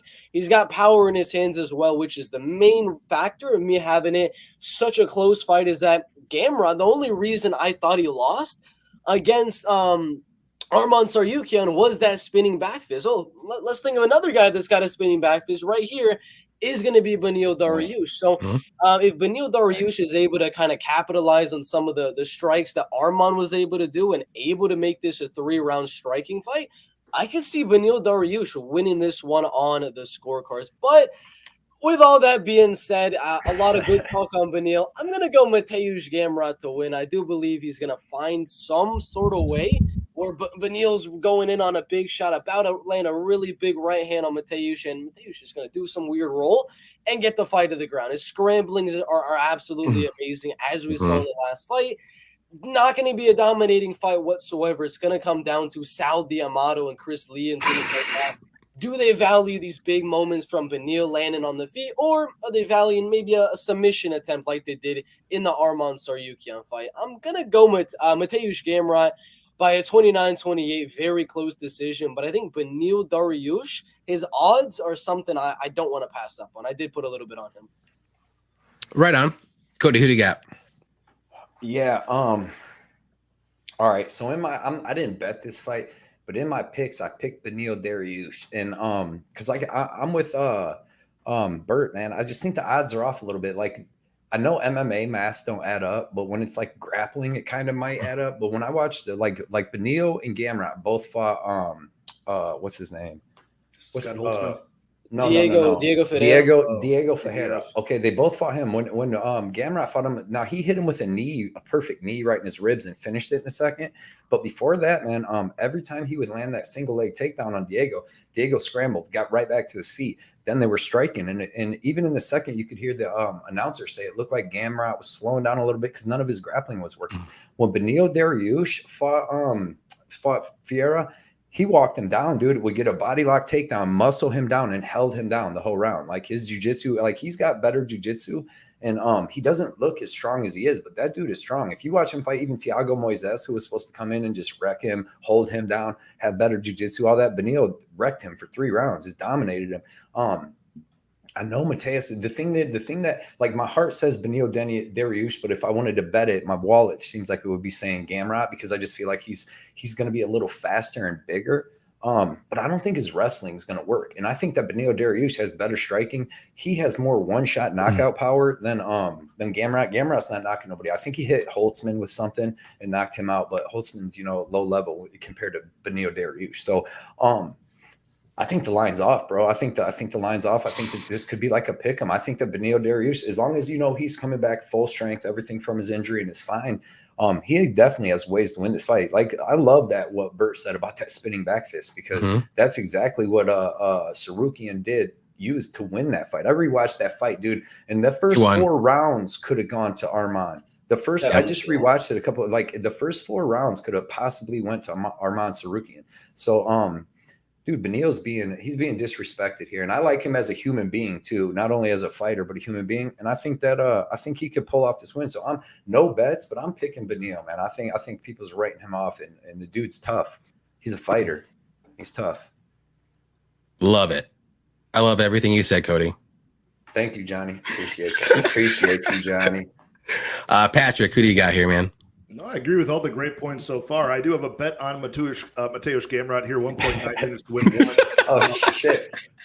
Which is a spot here where it's like, I do think that the money line could be closer for sure. So betting it, not a whole lot of value on it. I just think it's going to be a speed and athleticism difference for Gamrot. He is a much faster guy. And not only that, but he can really mix it up where you don't know if he's going for striking or if he's going for that low leg, single leg takedown, which is really how he knocked out Scott Holtzman. Like it was, Holtzman was so used to him diving for that ankle, that little single leg takedown. He didn't really know. Out of nowhere, he comes for a big 1-2 right down the pipe and knocked him out. So I think it's going to be that guessing game. I just think it's going to be, Dariush does have that knockout power. He's got that nice southpaw, those left-handed weapons. You don't know, like a nice long uppercut, a nice big overhand left, a nice straight left. But I just think in combination, Gamrot is much better, much faster. So give me Gamrot pretty confidently here. Right on. Artem, who do you got? I got Mateusz Gamrot on this one here. Beneil Dariush, I feel like is like an underrated fighter in terms of his excitement. I believe he's on a 7-fight win streak or something like that. Or I know for a fact that at least five of his last 7 wins, he's got a performance bonus. So this guy is getting finishes, and he is quite exciting. But one thing that's very interesting is everyone's kind of calling for Dariush to get a title shot, which is kind of crazy because in his last 5 wins, he hasn't beaten anyone that is actually ranked right now. I want to beat Tony Ferguson, but Ferguson's dropped out of the rankings in that time because it was about a year and a half ago. Beat Diego Ferreira, who's not ranked anymore. Holtzman, Jakar Close, who's borderline ranked right now, to be fair, and then Frank Camacho. But I feel like it's somewhat interesting that everyone's calling that Dariush should have gotten a title shot over someone even like Islam Makhachev. I know Islam Makhachev hasn't really beaten anyone ranked either, but it's kind of a weird situation where everyone's kind of begging for Dariush to get a title shot. But in my opinion, on paper, his wins aren't that great. And Gamrot, I don't think he beat Arman Tsarukyan. I scored that fight for Arman, but I guess in hindsight, looking that good against Arman Tsarukyan, even in a loss, in my opinion, is still enough for me to kind of believe in the wrestling and the grappling of Gamrot. And I think if Gamrot can get the fights to the mat, I think he's going to have a lot of success. I think it's Any Action Sportscast or Effie that said something like Dariush hasn't been taken down in like 5 years or something like that, which is interesting.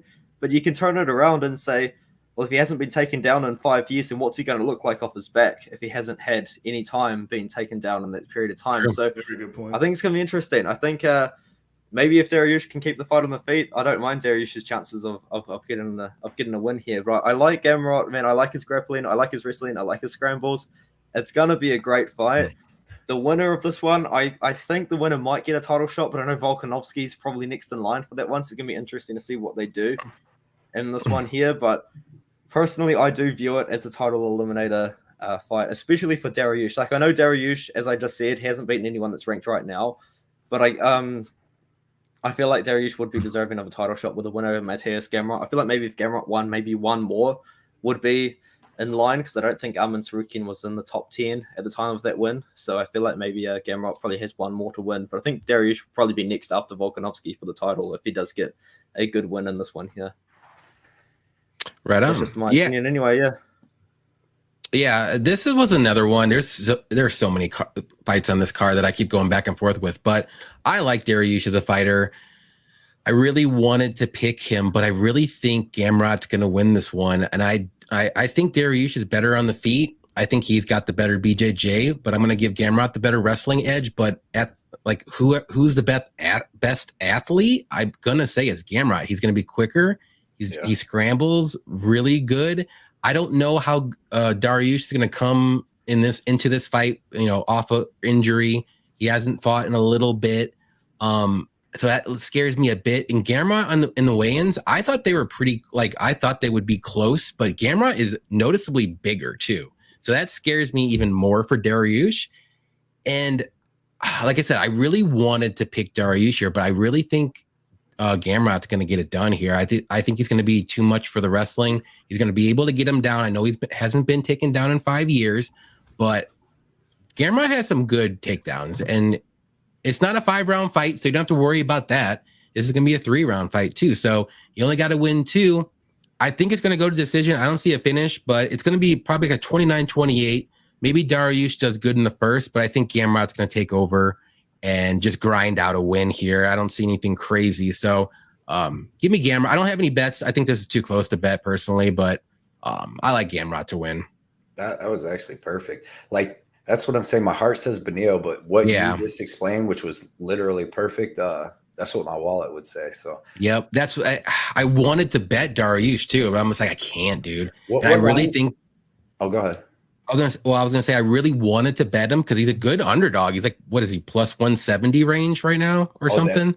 Is that what he's up to now? Plus 170? I think Damn. so. You could even find plus 180, plus 185. So what Yeah. did you get Gamrot at, Patrick? Minus 190.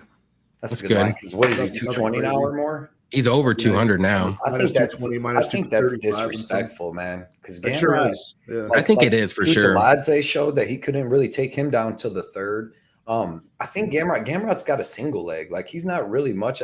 Dude, everybody, all the other four you guys agree that Mateus just easily out wrestles Benio, or like he's gonna out wrestle him, end up on top every time. I like his transitions. I like his low leg injury, fast. but then what happens is people try to get their balance back and they turn, and then he usually goes up and gets their back and gets another takedown entry. I feel like Benio has some of the best wrestling at 155. Honestly, dude, I've never seen him really out wrestled. Like, what's that? And deceivingly strong is that's what, like I've never really seen him out. Every time I've seen him fight people like that where it's wrestling, like he's usually the stronger wrestler. Like he just like he grabs people. It's kind of like Sean Brady, and it seems like he's just stronger, like with Vieira, man. But this is gonna be a phenomenal fight. I can't wait for this card, dude. Well, like I said too, like I thought they were going to be really close in size, but if you go back and watch the face-offs or weigh-ins or whatever you want to say, you can tell Gamrot's bigger, and that's what I was like. My confidence went a little bit higher with Gamrot, but I'm not going to bet it. But I'm just like, it was such a 50-50 for me. But I'm like, and then I saw that, I'm like, well, I think he'll be the stronger fighter here to take him down. But I mean, Dariush is good. Like he's like, again, he's not a bum. Like this is gonna be a really good fight. Gamrot is big. I noticed that. And isn't that crazy? He used to make 145. You know, he got the championship with KSW 145. You think Benio's just got like big legs? He must have like solid legs, dude, to be how strong he is and like not look big at all. Because I mean, he don't look big, but dude, that dude's a beast. He got that natural strength. Patrick, you're the only one with a bet on this fight, then? Yep. Yeah. Or did you, Bert? Yeah, I don't got nothing here. Yeah, I got half a unit on Benio plus 185, and then quarter unit on him by decision plus 330. Okay. Never lost the decision before. Yeah, plus 185 to Benio. Yeah, usually that's the way to beat Benio is, explosive strike. Like Barbosa, Hernandez, you know what I mean? It's usually not by just like beating his dude by points. This dude's I love Benny Dariush, man. The only time he had one draw against Evan Dunham, I believe it was a while back in the day, where I think he 10-8'd him. Benil 10-8'd him in round 1. Then he got out controlled in round 2 and 3. That's the best point that when Johnny said that about Benio does he will slow down a little bit. He did in the Vieira fight. He slowed down in that third round, and that's when Vieira was able to get a takedown on him. So that's a great point Johnny made, and that's probably, if Gamrot wins, is probably the way. I think that Benny might be able to win that first round, but what Johnny's saying, man, Wallace. I'm just a little scared with that injury, and he hasn't fought in a little over a year. Didn't he break his leg? I forgot to mention that. Some kind of ankle. Break his ankle leg, injury, I believe. He pulled out of that MAKHACHEV fight because of it, and that was only about 8 months ago. I thought that was going to be a good fight. I was waiting to see the wrestling in that fight, to be honest. I really wanted to see that line, that fight too, and then the line, because I really wanted to bet Dariush, because I knew it was going to be like plus 400. I'm like, just a stab at it, you know what I mean? And at that point, MAKHACHEV hadn't fought anyone before. He was going to fight Dariush. Yeah. Right. Yep. Yeah. Well, I'm rooting for Dariush, but I'm rooting for my boy Patrick's bet too, because I've got no action. So good luck, Patrick. Yeah. Dariush against MAKHACHEV. Wait, Bert has it too. Actually, I'm even. I'm neutral here. We're all winning in this one. Either Bert gets his bag or I do. Yeah. What'd you say, Bert? I said Benil was plus 290 on Islam. Okay. It would have been. I would have took a stab on that as well. Yeah, as the fight got closer, 100%, it would have been almost like 350 probably. I gotta probably favor Islam big in that in a 5-round fight. Just from what I've seen, Benio coming out super hard, going for the finish. If he don't get it, he's gonna slow down. And Islam's gonna put it. Was that a 5-round fight or was it 3? It was 5 rounds. Okay. Yeah, that might have changed things a bit. Oh, you're right. Okay. And it's funny how you just remember all this stuff. And I'm like, oh yeah. It's locked in there, man. It's in the back of your memory. Yep. CJP, just so you know, Gamrot could be a future champ, but he's got to fight Charlie Olives. There's the Oliveira. He's got to climb the olive branch, and that's not. Yeah, I'm sorry. Don't you dare say who's going to win between that. I'll give you my answer right now. Olives all day. Give it to me. Toilet Face said, I got Gamrot by submission at plus 700. You think that's going to happen? What do you guys think? I like that Club line though. I Yeah, like plus plus 700. 700. I'm just going to speak up right now and say I think that's really good odds, to be honest. And he could get a club and sub. But Neil's been chinned before. I mean, that's another thing we didn't really talk about is Mateus could like finish him. Like, what if he syncs up an ankle lock? Like fucking Toho, on the bad ankle. Honestly, I'm not getting because his ankle. Very true. Jeremy Stevens very quickly. Gamrot could knock him out because Dariush has been chinny at points. You know what I mean? He's been knocked out bad a couple times. He got dropped against Dober a couple times. Dude, that epic jumping knee from Barbosa knocked him out. Great. It's all these explosive guys that give him trouble, like those flash KOs. But I don't know if Gamrot's that guy. But I know Gamrot could hit him hard enough to get a club and sub, especially late. So plus 700, man. Yeah, man, I don't hate that at all. I don't hate anything at plus 700 usually. Yeah. I mean, Gamrot does have some power in his hands. He showed a little bit in the Armin fight. He's got a good straight right, and that's about it. Like, but he can get lucky and maybe just catch him in the right spot. You know what I mean? I feel like he knocked Holtzman out, didn't he? I think that was only his first or second knockout. Clean, and that was 1-2 right down the pipe. Yeah, and I think that was like his second knockout ever. So he's a grappler. I mean, but he's athletic too. That was another good point you had, Johnny. So yep. Our guy Miguel said Dariush hasn't really faced / be a great wrestler though, so that worries me. Right? Has he fought a really good wrestler like Gamrot or like someone close? I don't think so either. Thiago Moises and Fierro can both wrestle. They're more grapplers, but yeah, I mean they do have good wrestling. They're just not like a wrestler first though. Like they can out wrestle most people other than good wrestlers. Fierro was good, man. I think he got a little older. And then the only guy to tap him out, I think the only guy to tap out there, Chiesa. Yeah, Chiesa got him. Chiesa's huge, dude. Well back. Yeah, but he's huge too, and he's a great grappler too. But yeah, that shocked me actually because I've liked Dariush forever, man. Yeah, I've thought he's been good since. I mean, he looked the same age 10 years ago. That's the fun part about having these guys with Gamrot. Like, we've got a few on this card where they haven't been really tested, a huge streak, and they haven't really lost in a lot of ways. So you got to predict like how are they going to look when they really have to get into the deep waters of a fight against an experienced fighter? It's a lot of there's a lot of like protected fighters so far on this card that are no longer protected. It's part of what makes this card so awesome.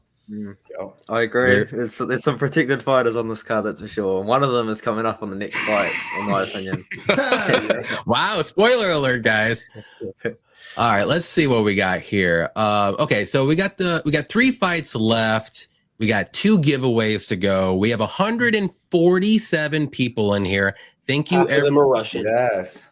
I'm trying to get everybody. They're all having their own conversation, though. which is fine. I can understand them. I'm sorry. I'm not being rude. I'm trying to get the comments Johnny, on there. Johnny, for all these live viewers, give them the only hands. Give them a little. Give them a flash, a little something. They're here for the Johnny K hands. They need at least a little. 280, baby. Hit them Is that considered a giveaway though? Hey, get your camera. Get your camera. Hey, if that's a giveaway, I'm taking. Tie your shoes real slow, man. Let me see it. That's it. That's all you guys get. All right. So I'll do my giveaway here. This might not be the best card that everybody's wants, but it is a blue laser to 49 of Aljamain Sterling. Still a good card, man. Aljamain's a champ, guys. This is the 49. There's only 49 of these cards. Whoop. There's only 49 of these cards. That looks shiny. I like it. It's shiny. It's lasery. Greatest bandwidth of all time.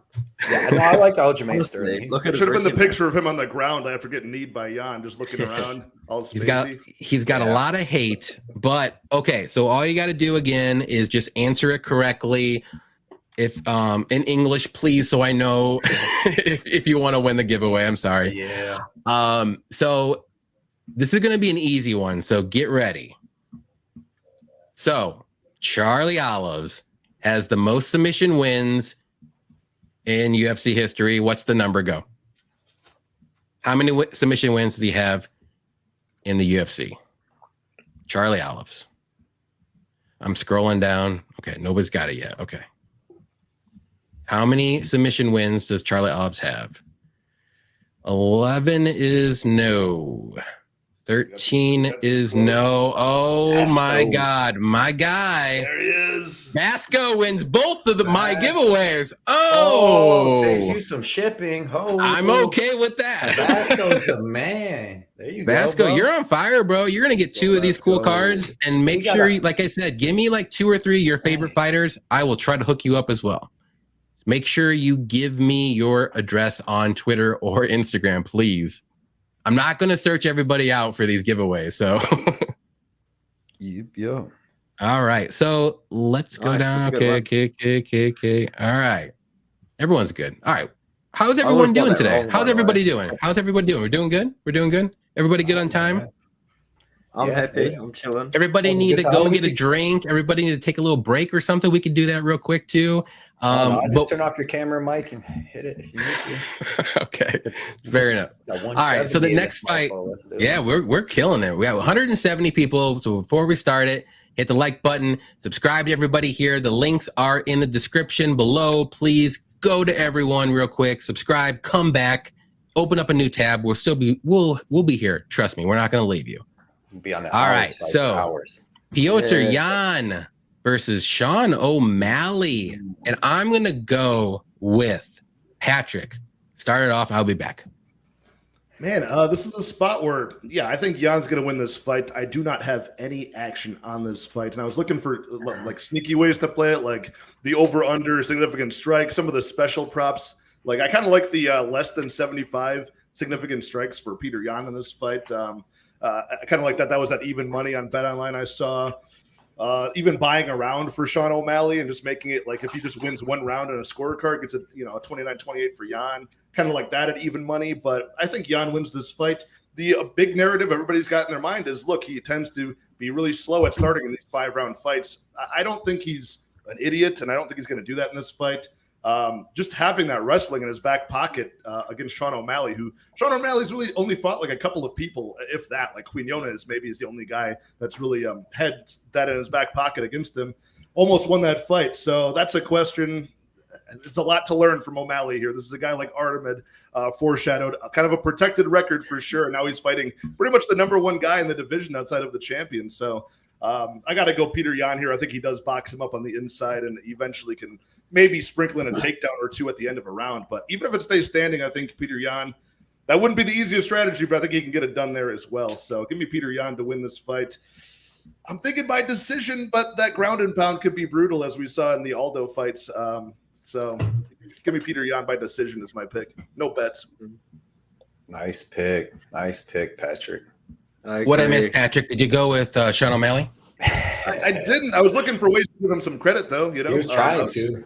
Yeah, but no, it's got to be Jan. Right on. We'll go with Artem. Who do you got here? Salva's not gonna like what I have to say here because Sean O'Malley's his favorite fighter. That I think Piotr Jan's gonna dominate him. I believe that, and I really do.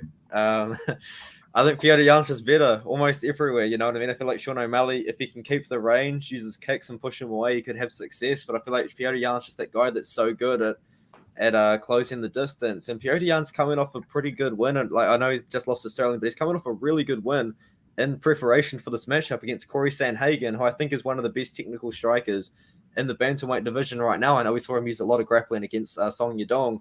But Corey Sandhagen, just a really good striker, and that was just one of the best striking matchups we've ever seen, one of the best technical striking matchups we've ever seen. And that fight, and Piotr Jan was able to get the better of him on the feet and win that fight by decision. And I think that we're just going to see Piotr Jan win this one. I've seen a lot of people say that Piotr Jan's probably going to lose the first, like he has in the past. But actually, in the past, in 3-round fights, Piotr Jan's been a very aggressive fighter in the first rounds, and I think that he's going to start pretty strong over Sean O'Malley. But I will give Sean O'Malley some credit here. Everyone talks about the leg kicks, and I think that I feel like that's a little bit of an overrated part. I know Sean O'Malley's got really long, sort of thin legs, but I think that that was kind of like a one-off thing. You know what I mean? He got kicked in like the perfect position that dropped him from that leg kick, and then he ended up getting finished on the ground. I know the leg kicks probably is a pretty good way to beat O'Malley though, to stop his movement, but I feel like Piotr Jan's going to mix it all up, and I don't think he's just going to target the legs like Pedro Munoz started. And that's another thing as well that you got to remember. Sean O'Malley arguably lost to Pedro Munoz in the first round, and all Pedro Munoz did was kick his legs. I know that a lot of them were being checked, but when the judges are seeing checked kicks, they're not really thinking, oh, that's a damaging check for O'Malley against Munoz. They're seeing Munoz throw the kick. You know what I mean? So, True. Yeah, good point. and that's another one as well. O'Malley, all he did was get kicked in the legs, and he arguably lost that first round. And I think Petr Yan's got to put it on him, man. I really think so. And he hasn't really fought anyone like Petr Yan in preparation for this fight either. You know, he beat Chris Moutinho, who was just brought in on like a week's notice to be a punching bag for him. And then he fought Raulian Paiva. And a lot of people say that's a good win, but Raulian Paiva was small for 135. He's a flyweight. I think he's a much better flyweight than a bantamweight. And he was brought in, I reckon, for O'Malley to beat. And same sort of thing with Thomas Almeida. He's a very chinny guy, and he was on a losing streak at the time. Had been knocked out a couple of times by other people. And O'Malley was given that one too. I mean, you know where I'm getting here. I think he's been protected in his last few wins, and I think that this is way too big of a step up in my opinion. I feel like this could be damaging to his stock because if Petr Yan dominates him, you might lose Sean O'Malley as like the super prospect, potential Conor McGregor 2.0 sort of thing that the UFC wants him to be. So yeah, that's me. That's me. Well, I mean, I'm glad you brought that up because I'm kind of going to jump in here. What do you so let's say if O'Malley does lose, is it kind of like the Armin Gamrot fight? Do you think Armin just stays put? Because I think Armin didn't really move down. He just stayed where he was at. If O'Malley wins, his stock increases significantly. If he loses, it stays the same. If O'Malley loses a close fight, I think it goes up again, in my opinion. There you go. Okay. But I think if he gets dominated, I think he's going to lose stock, and people are going to be, oh, this is what all of the haters have been saying the whole time. Yeah. You know what I mean? That this is, and yeah, I think that's what's going to happen. Okay. And I like Sean O'Malley. I like him, and I know I sound like a hater now, but I do like him, and I do like what he's doing. And I do like that he's been different, and I do like that he's putting himself out there and being a star. But I feel like this is too much too soon, and I've just got to see it as the fight itself, and I see Yan winning easily, to be honest. Yeah. Do you think Sean O'Malley could go up the rankings in a loss if he looked really good? You know, it goes down to the third round. It's close and it's back and forth. And what is he ranked now? Like 14th or something? Like just in the rankings? 11, like 2 or 3. 11. Okay. He could go up. He's gone up then.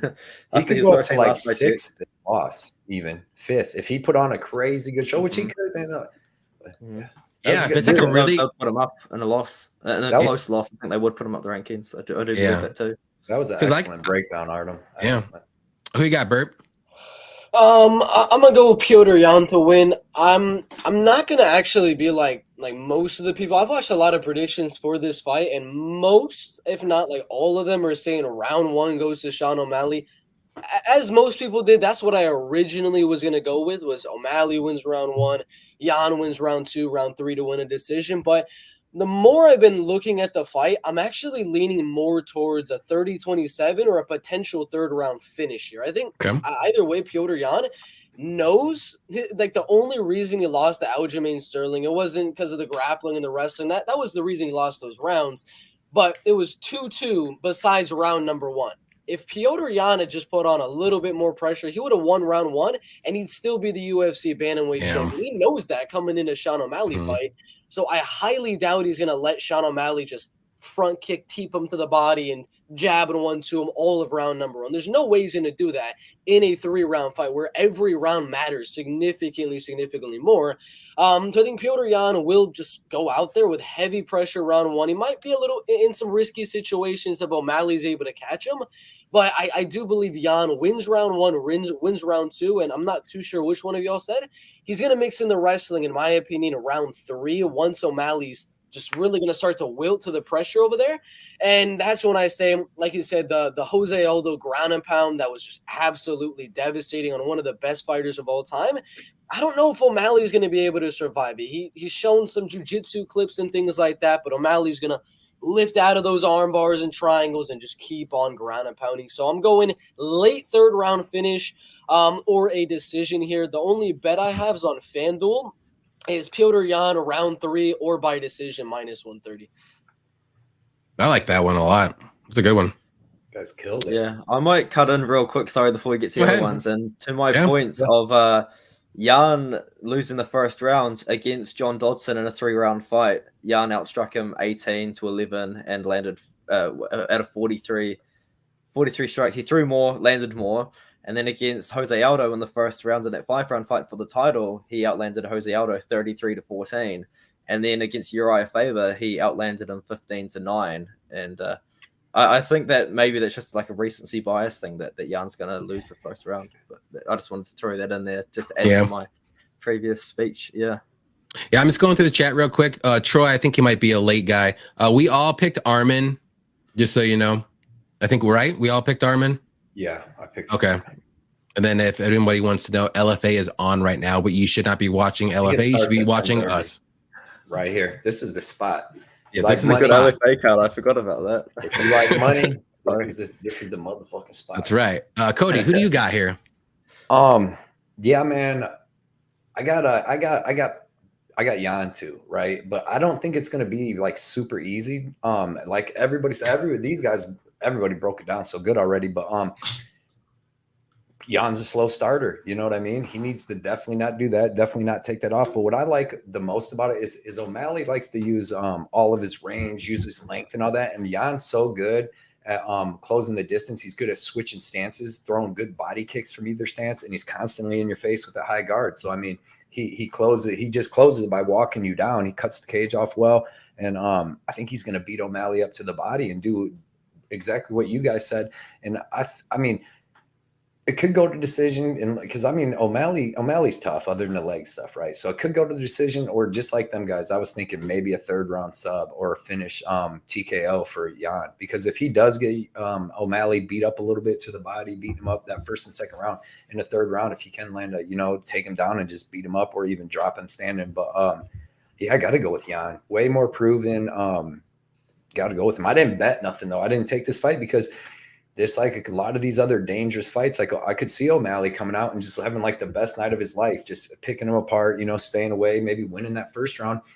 And like I said, he could be getting beat up in that 2nd, getting beat up a little bit in that 3rd, but he drops Jan one time enough to win that round after he won the 1st round. So I stayed away from it. I'm leaning Jan, but it wasn't like, minus 500 Jan. Anybody that got in on O'Malley at like plus 350, excellent bet, man. Excellent bet. Mm-hmm. Hey, Bert, I was watching one of your live shows a while ago. I guess we can talk about it when we get to the Go ahead. We got time. It just came to my mind. But didn't you say you got Charles Oliveira like plus, because I was speaking of the O'Malley, you got him at like plus $300 or $400, didn't you? Something like that. Plus 350. It's not my favorite bookie, but Bet Online had him at plus 350 for like a month. And right before the Gaethje Oliveira fight, I'm like, these lines are stupid, man. I'm betting on this 100%. That would be my favorite book. I ended up putting $500 on it just to arbitrage out. Damn, that's phenomenal. Plus 350, Charles Oliveira, 500 on it. Nice little 1750 comeback for that. I would be in heaven. Yeah, and I thought my plus 200 bet was amazing. No, I just remember because I watch his stuff. I watch all your guys' stuff, man. I remember him saying that. I'm like, holy shit. I was at work, so dude, that would be my favorite bookie if I can get that number. I tell you that. Yeah, but if anybody got O'Malley at plus 350, plus 300, I don't think it's going to be a domination fight either. I don't think O'Malley's bad at all. I just know, he hasn't really had the chance to show it. I think he was looking good against Cheeto too before, the leg injury. He was hitting him with the more powerful shots, in my opinion. So we'll see. But Cheeto is a slow starter as well. Right? Exactly. So this is another slow starter. But Cheeto, maybe Cheeto's up there with him in size. You know what I mean? He's going to have all the advantages on paper. Yeah. We'll see. Did you break it down, Johnny? No, not yet. I was going to say I need to hear what you got. Yeah, bro. No, it's all right. I'm going to try to say a little bit different stuff, but you guys did really good. I was just really trying to I think there is a path to victory for O'Malley to win, but it's going to be very slim. He's going to have to stay at his range and pick him. But Jan's going to keep pushing forward. That's what he does. He wants to get in that boxing pocket, do some combos, and maybe do some leg kicks and stuff like that too. And I just don't think O'Malley is going to be able to do that for 3 rounds. And I don't see a knockout by anyone, or maybe a submission or whatever you want to say. But I do have the over 2.5 in this fight too. I don't, like I said, both guys are tough. I don't see a finish. I do think Jan, I picked Jan to win, but I hope he doesn't start out slow like he's been doing. that's what I kind of fear with the first round. But I do think he can win second and the third round for sure. Maybe even like Bert said, a late finish. It could happen too. But I mean, O'Malley has a chance to win. If he just plays the perfect fight, like there is a way for him to win, and it's just stay at range. Don't let Jan really close to you. You have to keep moving and keep moving. Is this going to be the bigger cage, right? Yeah. Yep. Regular, cage. Regular size cage. Yes, sir. So it's going to help him out a bit. O'Malley doesn't have bad cardio. Jan doesn't have bad cardio. So we might see like Jan like following, kind of like what he did with Sterling in the second fight. Like he just kept following him a bit in the first round. But that's what he needs to do. He needs to just like pick and like jab him, maybe 1-2, move away, keep moving. That's how he wins this fight. But he has to outland Jan. But it's going to be, I think it's just too much to ask for him, though. Big step up in competition. And I got Jan to win, though. But I really wanted to see like if O'Malley could win, but I just couldn't find like enough to say he's going to win. Right. It's going to be a good fight. I think. Go ahead. No, go on. I feel like that's it. I feel like it's one of those things where you don't really have evidence to prove that O'Malley can win, because when you look at 100%. O'Malley's best wins, his best win, in my opinion, is probably over Thomas Almeida. You know what I mean? So compared to who Petr Yan, I mean, Petr Yan was beating Aljamain Sterling before that DQ, and in my opinion, he did lose very close decision to Sterling, but he's beaten Corey Sandhagen, who's one of the best strikers in the bantamweight division on the feet as well. You know, so yeah. Okay, let's go to the chat here. Point. I mean, yeah, if he's beating Corey Sandhagen, he's like a way better version of him. For sure. I think that's an important one. Derek said he joined late tonight. What do y'all think about Muradov and Baralo and Ozdemir and Krylov, both ending by finish? So I know we're all on Kaio, and we all pretty much said it could be a submission or maybe a decision. Right. And most of us are on Krylov by any way, and we have one. Patrick is on Ozdemir. But the fight doesn't go for Ozdemir Krylov. Is always a good look for a Krylov fight, because the guy has had so many fights and so few of them have actually gone to the scorecard. So I like that one. I think that one is more of a possibility than Muradov Baralo, but I can see both of them coming through. I just think it's the iffy one. I think is the Muradov Baralo fight for sure. Yeah, so, I think it. Well, I mean, Muradov can catch him early, but I mean. I'm not saying iffy like it's unlikely. I'm just saying that's the more iffy one. Oh, okay. I got you. Yeah. I actually like that. What's up, Derek, too, man? Appreciate you coming out tonight. That's my boy. Archer MMA said, is it just me or Bert, are you in a closet, man? Oh, we're seeing the backstage. Okay. Love it. Okay. All right. It's a good setup. It's a good setup. That's a huge closet. I'm like, I'm in the corner of like one of my rooms, like my extra room. So don't like, like literally that. In a corner. Johnny's in the closet more than Bert does. Like a little baby closet. Wait a minute, Patrick. What do you mean by that? With good lighting. Oh yeah. Okay. You got anything. Maybe if I get that only hands, I can really find out the answer. That's when you can start getting that light. If you want your lighting like that, you better get your hand game up, Patrick. One championship's on right now. I got two freaking lights that are blaring on me. I'm sweating right here. Like, trust me, it's not I'm great. Sure Patrick, he could get an OnlyFans too. He probably could. Get you that money. Hey. Man. Patrick, what are you, 5'2" now? just a hair over Hasbulla. Yep. Ice Viking, what's up, man? Watching you guys, Kepper comparisons, and one championship live on Prime at the same time. This guy is a beast. My simple brain is having a hard time processing all the video voices. Nice. Patrick's his Hasbulla's dad. That's actually a cigarello he's smoking right there. Cigarello. It's not a giant cigar. It's just a baby cigarello. Yeah, it's outsizing me. CJP said, quick question for everybody here. Who's really ordering the pay-per-view tomorrow? LOL. I will not say. Already. I can't even read that. These lights are bright. I can't read. Can't hear. I don't even know what they said. I don't know what he said either. Saba said, if Sean wins, y'all need to dye your hair into red like him. There you go. I'll do that. Done. Doing it right now with Kool-Aid. Love it. Patrick is like on it. He's like, yep, got it. Easy. Love it. If O'Malley rips to the body, it will be a different story since Jan has such a high guard. But I think Yes. I think that's just by design, though. I mean, I don't know. I haven't seen Jan hurt by a body shot ever. So I was watching an interview they did with, or it was just like a little clip with Israel Adesanya, and he said that when they were training at a Tiger Muay Thai, that he would train with Kai Kara France all the time. Jan would, and he said he just beat the shit out of everybody there. So he said when they had like lightweight classes and heavier weight classes. So he said after his practice one day he went to the lower one and was like, "Hey, can we just roll around and fight and do like sparring?" And he said after he sparred with him, he's like, "This dude's gonna be the world champ." So Izzy knows what he's talking about. I think Piotr's got to get this win. Yeah, I would imagine what would happen to him if he lost to Jan. What would happen to if he lost to O'Malley? Would he go back to like 10 or like? Fuck, man, this is a risky fight for him for sure. He's probably good. It's a really risky fight, man. I think he's a fall, and I think he'll drop to like 5 or 6. I don't think he'll drop down that much, and I think O'Malley would take that number 2, 3 ranking. Well, we've seen that before. We saw that. We saw that with the heavyweights. He already beat Sanhagen.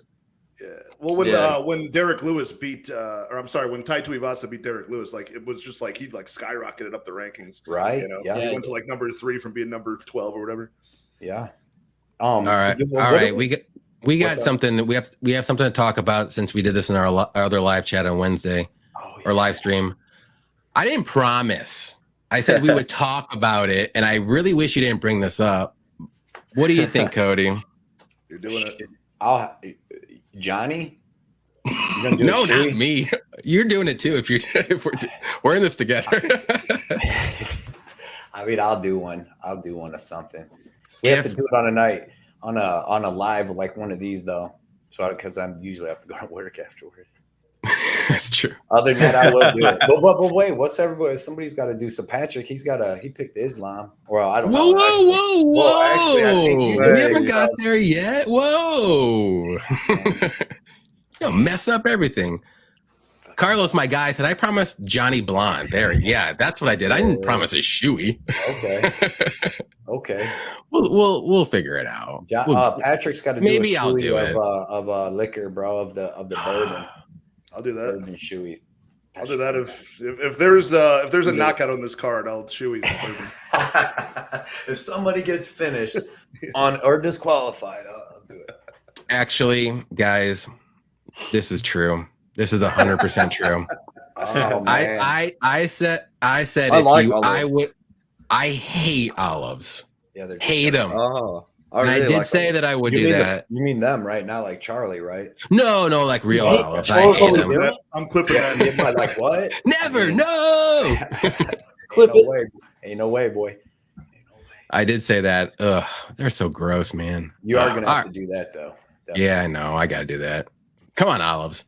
All right, so let's move on to the co-main event of Aljamain Sterling versus T.J. Dillashaw.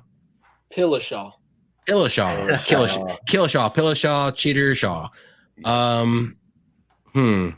should start this? Who wants to start? How about that? Who wants to start this one? JohnnyKpicks. You want me to do it?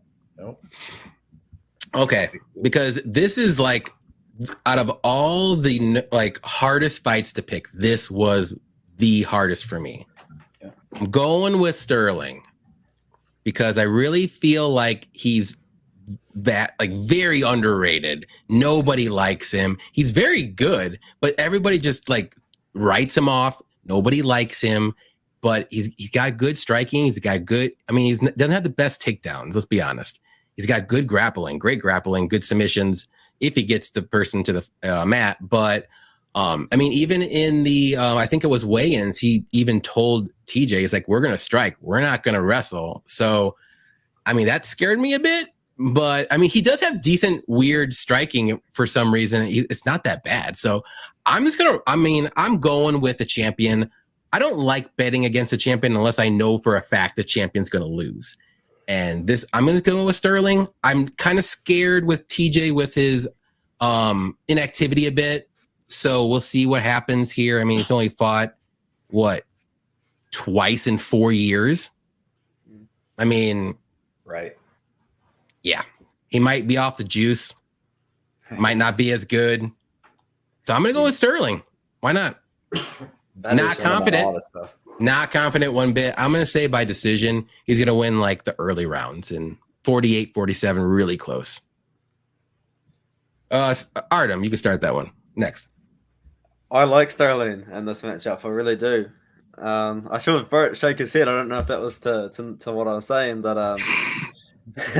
I like Sterling, man. Like I feel like this guy, he's got such a good resume behind him as well. And look at his wins. You know, this win streak that he's on right now. Brett Johns at the time was 15-0. Cody Stamen was 17-1 at the time. Jimmy Rivera 22-2 at the time. Pedro Munoz 18-3 at the time. Beat Corey Sandhagen when he was on the come up. Beat Piotr Jan by that illegal knee, which is kind of is what it is. And then he did beat Piotr Jan on my scorecard, in my opinion. I think he won the first 3 rounds. He won that first round barely because Piotr Jan threw nothing for the first 2.5 minutes. But I like Sterling here. I know you guys say that he doesn't have the best takedowns, and that is true. But I feel like maybe against someone like TJ Dillashaw, if he's going to look to grapple him, I don't think he's going to look to just get him to the mat. I feel like Sterling's so good at taking your back against the cage. I feel like maybe if he can wrestle TJ Dillashaw up against the cage, he's going to really try and get to the back and maybe look to get into the grappling sort of situation that way. And in my opinion, TJ Dillashaw as well, you know, he hasn't fought, as you said, twice in the last 4 years or so. And he come back, he looked pretty good against Corey Sandhagen, but in my opinion, I didn't score the fight for it was very close, very close. And I'm being generous. Sandhagen won the one. Yeah. I thought Sandhagen won that fight, to be honest. So I gave it to Sandhagen. But I feel like maybe Dillashaw probably is the most deserving of the title shot, to be fair. But yeah, once again, I feel like what Dillashaw, his path to victory, in my opinion, is to wrestle Sterling and use that because I feel like that's probably his X factor in this one here. I think the striking's somewhat even. Sterling has a very interesting striking style as well, which maybe he could have success with. But in this fight, like I like Sterling's ability to grapple, not necessarily the wrestling and out wrestle TJ Dillashaw, but I like his ability to take the back and be so slippery in the jiu-jitsu and the grappling transitions like that. And that's how he looked so good against Jan in that second and third round, was he got on the back and Jan was never able to shake him off. And that's Piotr Jan. That's not a almost 37-year-old TJ Dillashaw. So I like Sterling in this fight. Bert, who do you got here? I went way too long on my prediction earlier. It was like 8 to 10 minutes. So I'm going to try to keep it pretty short.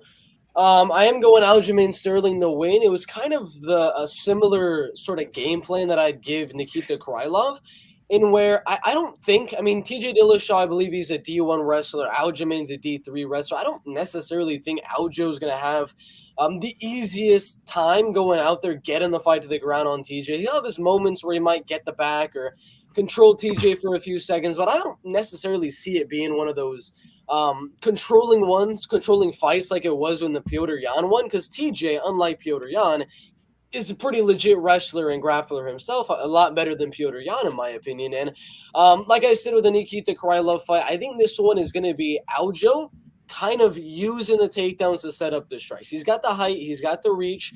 He could go out there faking a lot of takedowns, going on a lot of the takedowns, getting TJ to just really, really be worried about getting taken down, getting submitted in the co-main event of the pay-per-view, forcing TJ to become a Tyron Woodley of the bantamweight division, not letting his hands go. And that's where Aljo is going to be. Every time TJ hesitates, boom, leg kick, front kick, body kick, everything like that. So don't think it's going to be a dominant grappling show, but I think Aljo will mix that in from time to time to keep TJ honest and not just coming forward, landing good combinations. And Aljo is going to land kicks when TJ hesitates. I got Aljo by a very close 48-47 decision. And bets, nothing. Yeah, right on. Patrick, who do you got here? I took the bet on the former two-time champion TJ Dillashaw as an underdog. I got plus 150 on him, so not the highest price I could have gotten. It's just 1 unit on that underdog to win 1.5. I think it's going to be a case where, yeah, both guys, kind of like Bert was saying, they're going to have to it's going to be a battle to see early in this fight, round 1 and round 2, who can be effective and efficient with their striking and their energy, but not wear themselves out. We've seen that be an issue for not really for both guys, because when TJ Dillashaw unloads his gas tank early, he's in the past gotten his opponent out of there. But Aljamain Sterling, we saw attempt like 70 to 75 strikes in round 1 of the Jan fight, only be successful with like 30% of those. Kind of wore himself out cardio-wise the rest of it. So, and his most previous fight against Jan, his cardio looked good. So for me, 5-round cardio for Aljamain Sterling is still on the table. I don't know how that's going to go, and I think TJ Dillashaw is going to do a good job of pressuring and making him work early in the first half of the fight, and then kind of cruise from there. I don't see Sterling working his way back into a fight if he loses it early. But Aljo, yeah, you got to be worried about the takedowns off the cage, the back takes off the cage.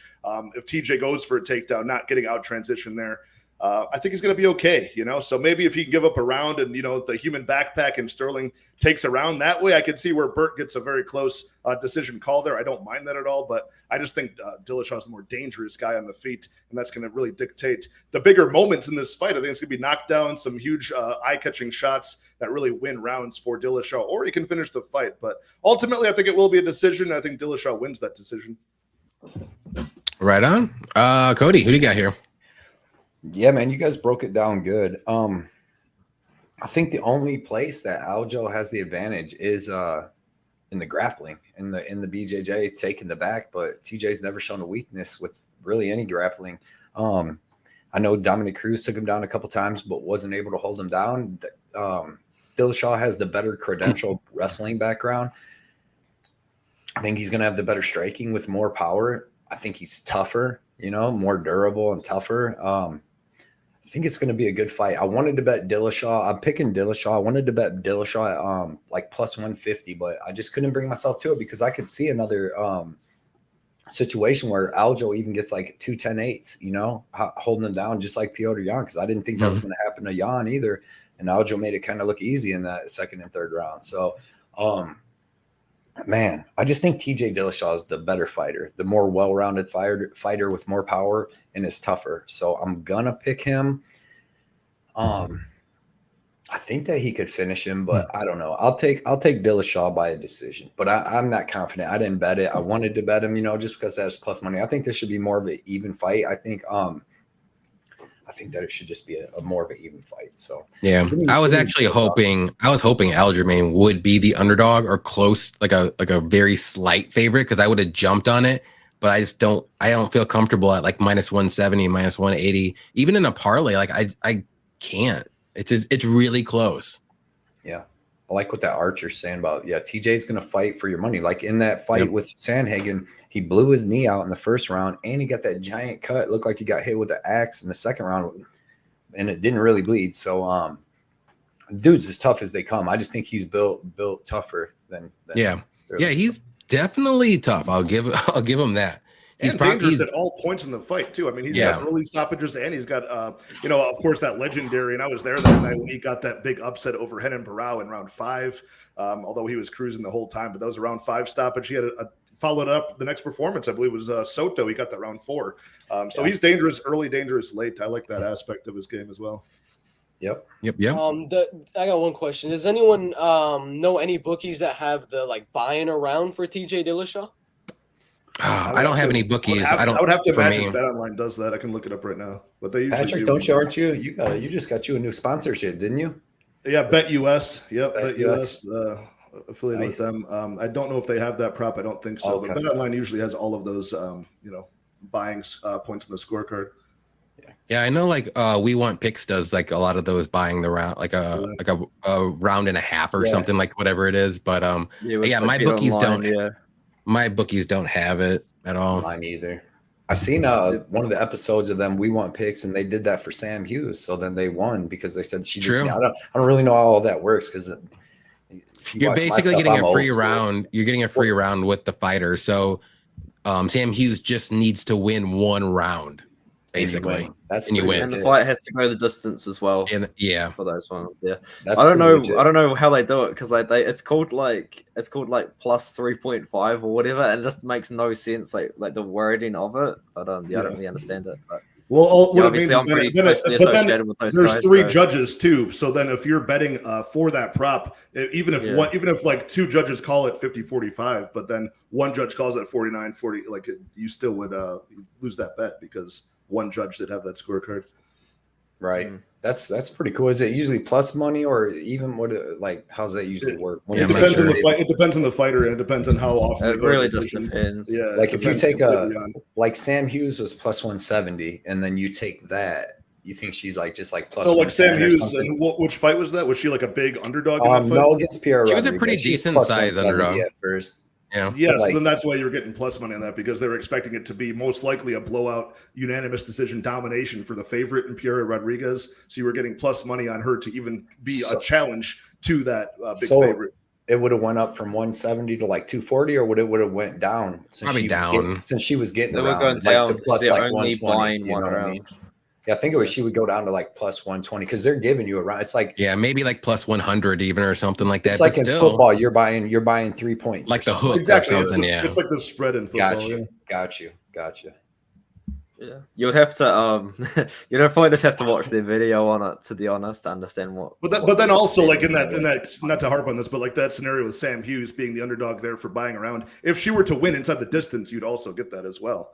I know. Okay. I know That's- they normally do it for the wrestler in the matchup. If they think the fight's going to go the distance, but they're not too confident on who's going to win, they'll bet on the wrestler to win one round. To If that bank makes Right sense. on. That Like does make maybe sense. AJ Dobson, if you thought that fight was going to go the distance, could be a guy to buy around because you think that AJ Dobson might look for a takedown in the first. think he can win the first that round. You know what I mean? Or, Like, that's or what- even like a great good one bet would be right like the O'Malley Yan fight. Like, Exactly. you That's know, what I Yan, mentioned. Yan, I mentioned that in some of my breakdowns. Like I was looking to get that, and that's right around even money as well. Just because you've got a huge favorite, 3-1 favorite on Peter Yan, they're expecting that to be, of course, not only maybe a finish for him, but also he is going to dominate 30-27. So you're getting close to even money on that. And I thought that was a good play just for him to lose one round. You know.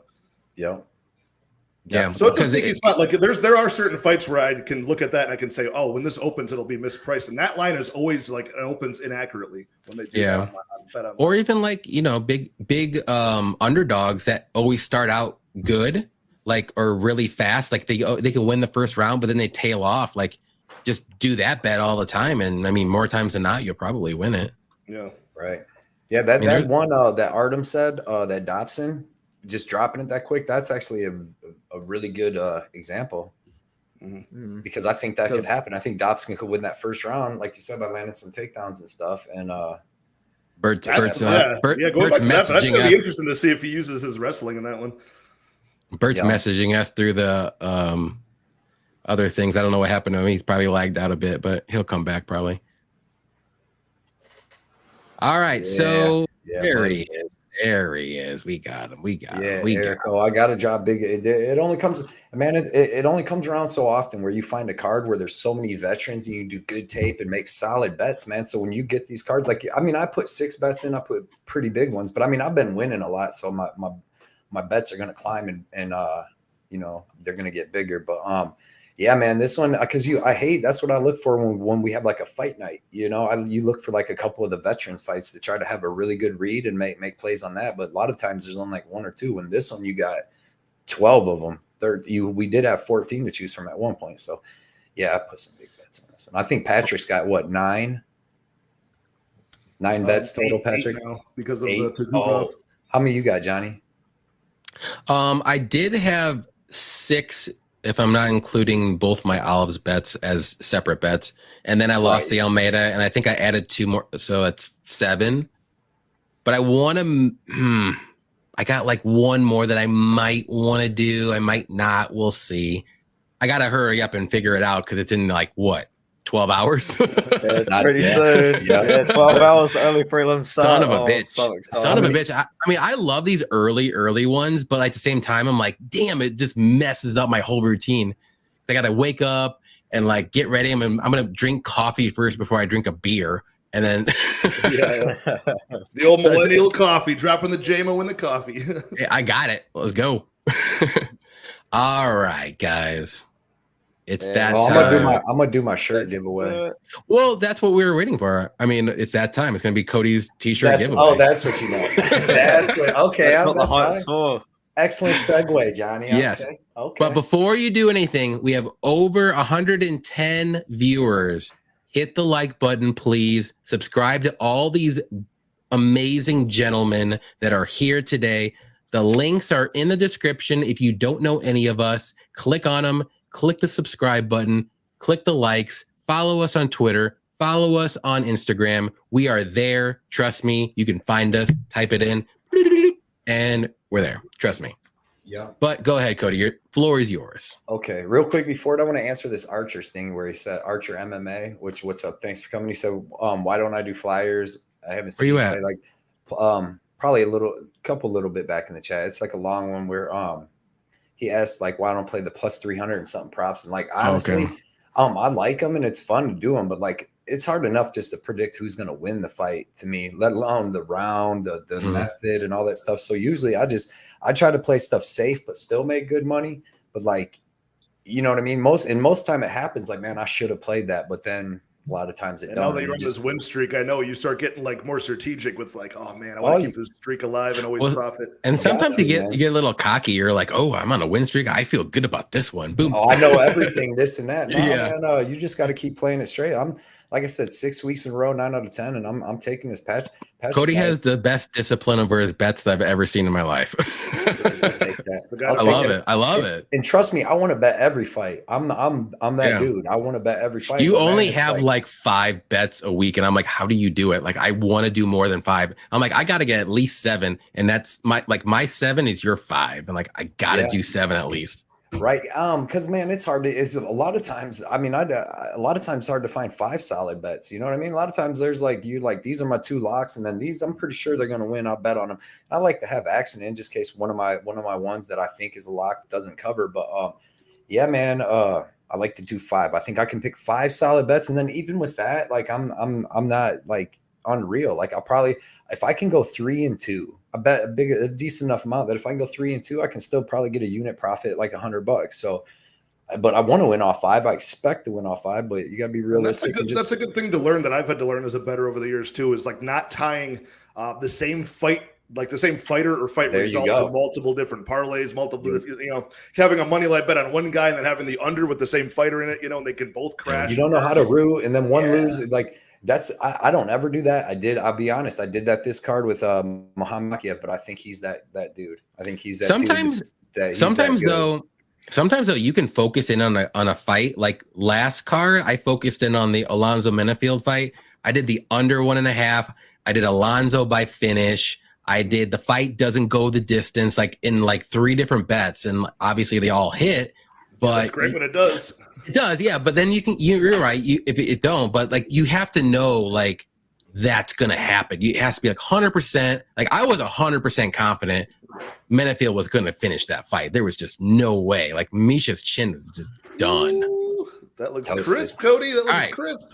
Let's go, Cody. All right, this is the giveaway. This is the blood money shirt. That's the front. That's the back. I'm having more made. And I'll set up a little thing on like Instagram if anybody wants to support and get some. But this was just the first batch. I had somebody help make them out at work. But they're nice quality shirts and everything. I only have Sorry, I was show it again. Show it again. Whoa. Go ahead, go. Yeah, wait, show it again. You're good. We're all here. I can only see me though. Well, I know you're good. I wanted to show your shirt. So you freaked me out. But yeah, okay. I'm sorry. But and I got another better one over. This was like just the it's a back to it too. Yeah. So nice. I'll have them, and I'm gonna make a whole bunch more. But so I got large and extra large right now for whoever wins it. I mean, I hope it fits. If not, hook somebody up with it. If you got Instagram or Twitter or something like that, take a picture of you wearing it and give me a shout out, and we'll talk about it. But all right, I'm gonna do an easy question again, so we can get to this main event. It's an easy question. Who's got the fastest fingers? 140 people. Let's go. 140 people for this shirt. Who's the oldest fighter on this card? Ooh, I don't even know. Oh, yeah, I can think of this. Oh, wait, now I got it. I think I remember now. I was going to do oldest or youngest, but I thought the youngest would even be easier. I don't even know who the youngest would be. Now that Nishikawa's gone, Archer said Ozdemir. Is Ozdemir the oldest? Lena, Jordan got it right there. Lena. Jordan wins. There you go. Yep. I knew somebody guessed Benny because how old Benny looks. Benny's like 26. Gray hair. Hey, that's how I look. We're just waiting for UFC 280 to get here. There's a picture of an old man that was like, I'm 26. And it's like the stress of waiting for 280 to get here. Yeah. There we go. No. MAKHACHEV was the youngest. I didn't know which one to do, MAKHACHEV or the youngest or oldest. Oh, okay. MAKHACHEV is 22 and Hosa is 40, right? Or I'm sorry, not Hosa. Landsberg is 40. 40, yeah. Almost 41. Yeah. So Jordan, hit me up on Twitter or Instagram. Hit me in the messages, and I'll get that shirt out to you, man. Or man or woman. Awesome. Congratulations on winning that. Congratulations. Look at Bert was out there. He was right behind. I didn't even see that. Look at Bert was out there. I did see that. I was like, Bert number 2, what the heck? Nice. Yeah, Freud and them, Bray. Yeah. And yeah. So, man, that was awesome, man. This has been the best show I've ever been a part of or done. So I appreciate Yeah, everybody man, this coming is out and great. talking and I all the love cappers, doing- man. This is phenomenal. We're gonna Love do this doing- more for sure, man. Yep. Every pay-per-view we're gonna do, everyone's channel will switch off. Every Wednesday night, me and Cody always do our little live stream for everybody, and Patrick always does his on Wednesday nights as well, a little bit later than me and Cody, at 8 or 9. After my boys Johnny and Cody. So Appreciate that. That's I always like to say we're the appetizer, and if you want the main course, Patrick's video, there it is.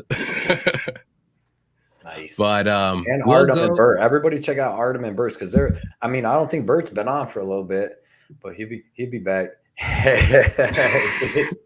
He'll be back. He's back. Guess who's back? He puts out enough content for a break here and there, a well-deserved break. Yeah, dude. Hey, Hey, it wasn't a break because I wanted the break, but no, you got to play that Eminem. Guess who's back on your next on the intro of the first. You should. There you go. Yeah, because we need you back. Honestly, bro. Can't wait to see how he's breaking down fights when he's 28. Can you imagine the information in this dude's head? Like he's already there. That's perfect. And be like Artem's only 20, what, 50. 21 or 22? I'm 20. 20. There we dude. Damn, These dude. two dudes right now, and Patrick 28, I believe. Me and Cody, we started old. We started way too late. 24. Yeah, I'm like right in the middle of like. There's a lot of like cappers that are pushing your guys' age, and there's a lot of young bucks like Artem and Bert. I'm right in the middle. It's wisdom with the old. I didn't have guys, the confidence when I was like 16 or 20. Dude, if I would have started in 20 when I was in college, I would never even passed anything. Would have gotten through it at all. Like I already basically probably could have gotten better grades not watching fights all the time. But man, you guys are killing it. dude. Yes, indeed. All right, guys. Main card. What been talking about this for years. everybody wants. Okay. Let's go. Charles Oliveira. Islam Makhachev. Artem, I know you're ready. I'm You've been ready. waiting for this forever. Give me your good. Give me all the good stuff. Let's go. You want all the good stuff? All Well, of it. my prediction video for this one fight was like 14 minutes. We won't make it long. Do it again. He had all the info. I want all 14 minutes. Let's go. Yeah, you want it all. I'm thinking Charles Oliveira, man. I'm really confident in him too, honestly. And in my opinion, if you're picking Islam Makhachev, I feel like there's not a lot of evidence to prove that Islam Makhachev can dominate Charles Oliveira like a lot of these people are saying. Islam Makhachev, his last 2 wins over Bobby Green, he took the fight on 1 week's notice. He's a striker. He was preparing for Nasrat Haqparast. He beat Dan Hooker. Dan Hooker took that fight on 2-3 weeks' notice or so.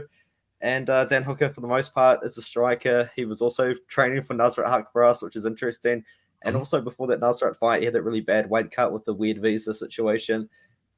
And so his last fight against someone that hasn't fought anyone, that hasn't taken the fight on short notice, is against Thiago Moises. Thiago Moises fought him on a full camp, and that fight was moved to a main event on somewhat short notice as well, because that was meant to only be a 3-round fight, and it was moved to the main event. And Thiago Moises, it took 4 rounds for Islam Makhachev to finish Thiago Moises, and Moises got him down and had some success at some point into the fight as well.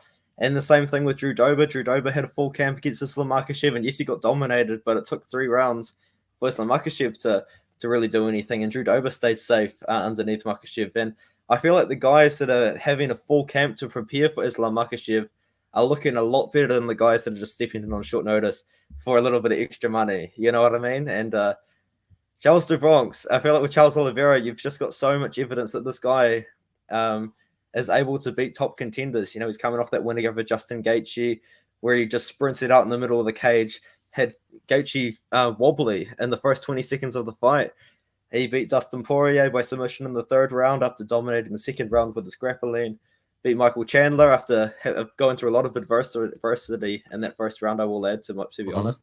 Dominated Tony Ferguson, and that's not the same Tony Ferguson, in my opinion, that fought recently. That's the Tony Ferguson that lost to Justin Gaethje. So that was still when Tony Ferguson was a top 5 guy. And that Kevin Lee fight as well was a pretty good win, especially for Olives to have, as Kevin Lee was using his wrestling in that fight. But with Islam Makhachev, I can definitely see Islam winning this fight. But I feel like I hope that's Charles Oliveira for real. I'm sorry I'm cutting you off, but if that's Charles Oliveira for real, I'm going to crap my pants. Go ahead.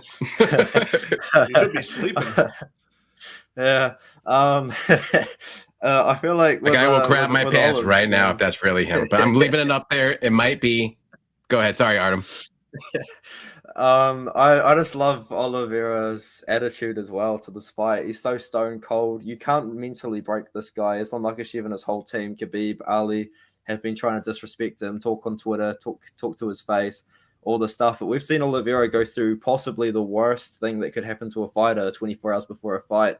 He missed weight by 0.5 pounds, rather controversially as well, with the Arizona State Commission scale. And then again, he still come out there and fought Justin Gaethje like nothing ever happened. Like, you can't mentally break this guy. You know what I mean? I feel like that's what's so important about Olives. With Islam Makhachev, he's never really had the spotlight.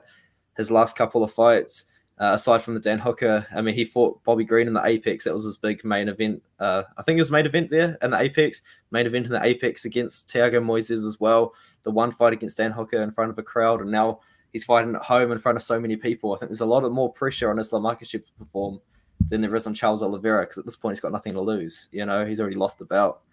And I think he's going to run out there like he did against Justin Gaethje, and he's going to throw hands. I think he's going to land early on Islam, and Islam's going to have to respect the striking. And I think from there, it's going to be a very interesting fight, and whoever implements their game is what's going to happen. But I don't think it just comes down to the thing. There's no evidence that you can use that Makhachev can beat Olives, because Makhachev genuinely hasn't beaten anyone ranked aside from Dan Hooker, who fought him on short notice. And you could say Moises was ranked, but Moises wasn't ranked before he accepted the fight. They just magically made Moises ranked number 14 before that fight was made. So he's only got one ranked win.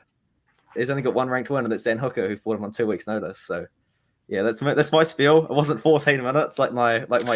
No, in my actual video, though, I did give Islam Makhachev a complete game plan and a lot of credit, but I feel like because I've got to make it short, I'm just going to talk about Olive. So yeah. Oh, you're good. We got time. We're good. Yeah. All right, Patrick, you're up, man. Don't let Olives down here. He's on the screen right now. Oliveira, I love Oliveira, man. He's a great guy, great fighter, talented. He's really had like a couple of careers worth of a fight career and won. You know, even moved down to 145 and came back, and he's been on a huge streak. And I've probably made more money on Oliveira betting him than anybody else. Like I bet him on the Lee fight, I bet him in the Ferguson fight, bet him as an underdog on the Chandler, the Poirier, and as a slight favorite on the last Gaethje fight. And now I'm finally counting my money and hopping off the Oliveira train. You know, and I got to say, betting wise, though, the number is correct. Like, if you're going to bet a side on this one, money wise, man, getting even like plus, what do you get? Plus 200, Johnny, on Oliveira? Yeah, so back in July. So plus 200 implied probability. That's the 33% chance that he wins the fight. That's insane. You know, that's a great. Well, it's not 33% now. Well, no, but that's a great value bet. And you know, I'm just hopping off of this one. I think Makhachev is extremely talented. And like Artem was saying, you know, there's a lot of unproven things about him, but also as unproven as like, you know, we've only seen him lose one time. He got overconfident when he was like 23 and got knocked out by Adriano Martins. That was it. Otherwise, he's been dominant. Can Oliveira work his way back into a fight after, you know, like round 3, round 4, round 5? He's never been to round 4. I don't like that in this fight. We've at least seen Makhachev go in round 4 and win a fight against Moises.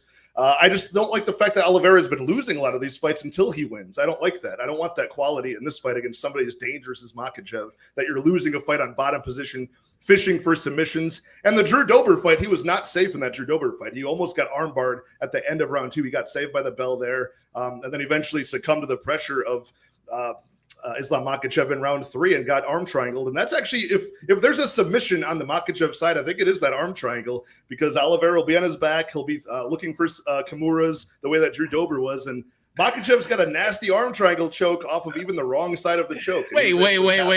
So, wait. I got to say. If this is the real Islam, this is amazing. No, look at the profile picture. Look, I'm telling you, man. So I only have just earlier today, I did put in one. Hezbollah? I know, right? Where's Hezbollah? Yeah. Let's go. I mean, I'll leave it up there because you know. I've got 0.1 units at plus 3,000 that both fighters get a knockdown in round 1. That's the only bet I have in this fight. 0.1 units at plus 3,000. I could see it happening because Charles Oliveira loves to get knocked down. Wild, yeah. He doesn't love to get knocked down. You're crazy, Patrick. I mean, like he's not like rattled, but like no one likes getting knocked down. He'll fall Nobody to his loves to back. get knocked down. He does. I agree. I agree with that. Explain the Poirier fight. Why did he get knocked down in that fight? He wanted them to engage him on the ground, so he'll get knocked down. It gets scored as a knockdown. I'm not saying he's actually right. rocked. You're right. That's something that's been happening quite a bit, right? Correct. And, You're right. You're right. You know, Charlie and, comes in right. aggressive. You Yeah, are you can right. catch him for sure. yeah, and that's something that Makhachev has been able to do. He's been able to score a couple knockdowns on people with the striking. I think his Gleison striking is Tebow knocked him out. Yeah, I think it's a bit underrated, and I think that's Oliveira's best chances to knock him out on the feet in this fight for sure. If it goes late, it's greasy because that means that Makhachev is winning minutes on the mat. I don't like it, so I'm leaning Makhachev to get a late, either round 3 or round 4 finish in this fight. That's my pick, but betting wise, all the values in Oliveira betting wise. So if you made a money line bet on Oliveira, you made a great bet, but I'm calling Makhachev here. Right on. I was gonna go to Bert, but he's not here. So let's go to Cody. Who do you got here? B Weezy's gone, huh? What? Be start with- Weezy? Who did I miss? No, Bert. That's what I call Oh, Bert. he's gone. Bert MMA, Oh, B. yeah. Weezy. He's gone. He's gone. Charles Oliveira, man. Excellent Muay Thai striking, right? Excellent BJJ. He's got good clinch, excellent Muay Thai clinch, all that. He's got good wrestling himself. It's not terrible. He got taken down by these good guys, but like against people like Ferguson, he can take them down and control them. But he's so dangerous. Like Islam is not dangerous. Like his ground and pound is, this smoke.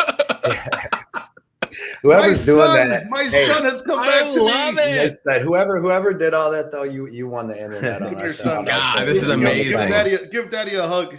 This is amazing. Give him a I hope hug. that's the real Hazabullah. I really do. asking about you, Bert. There's 2 of them. One of them's Yeah. fake. Jesus, man. But now it's getting interesting. True. There is definitely one fake one out of the 3, and I can tell you which one it was. I don't think so. Go ahead. Sorry, Cody. This is great. I love it.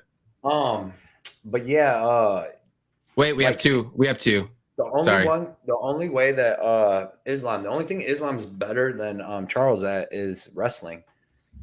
In my opinion, like everywhere the fight is, then Islam, say he doesn't, because you've seen how long it took to finish Moises. If it's going to take that long with Olives, dude, you're giving him a lot of freaking different times of chances to do a lot of different stuff. You got striking, you got the submissions, you got everything.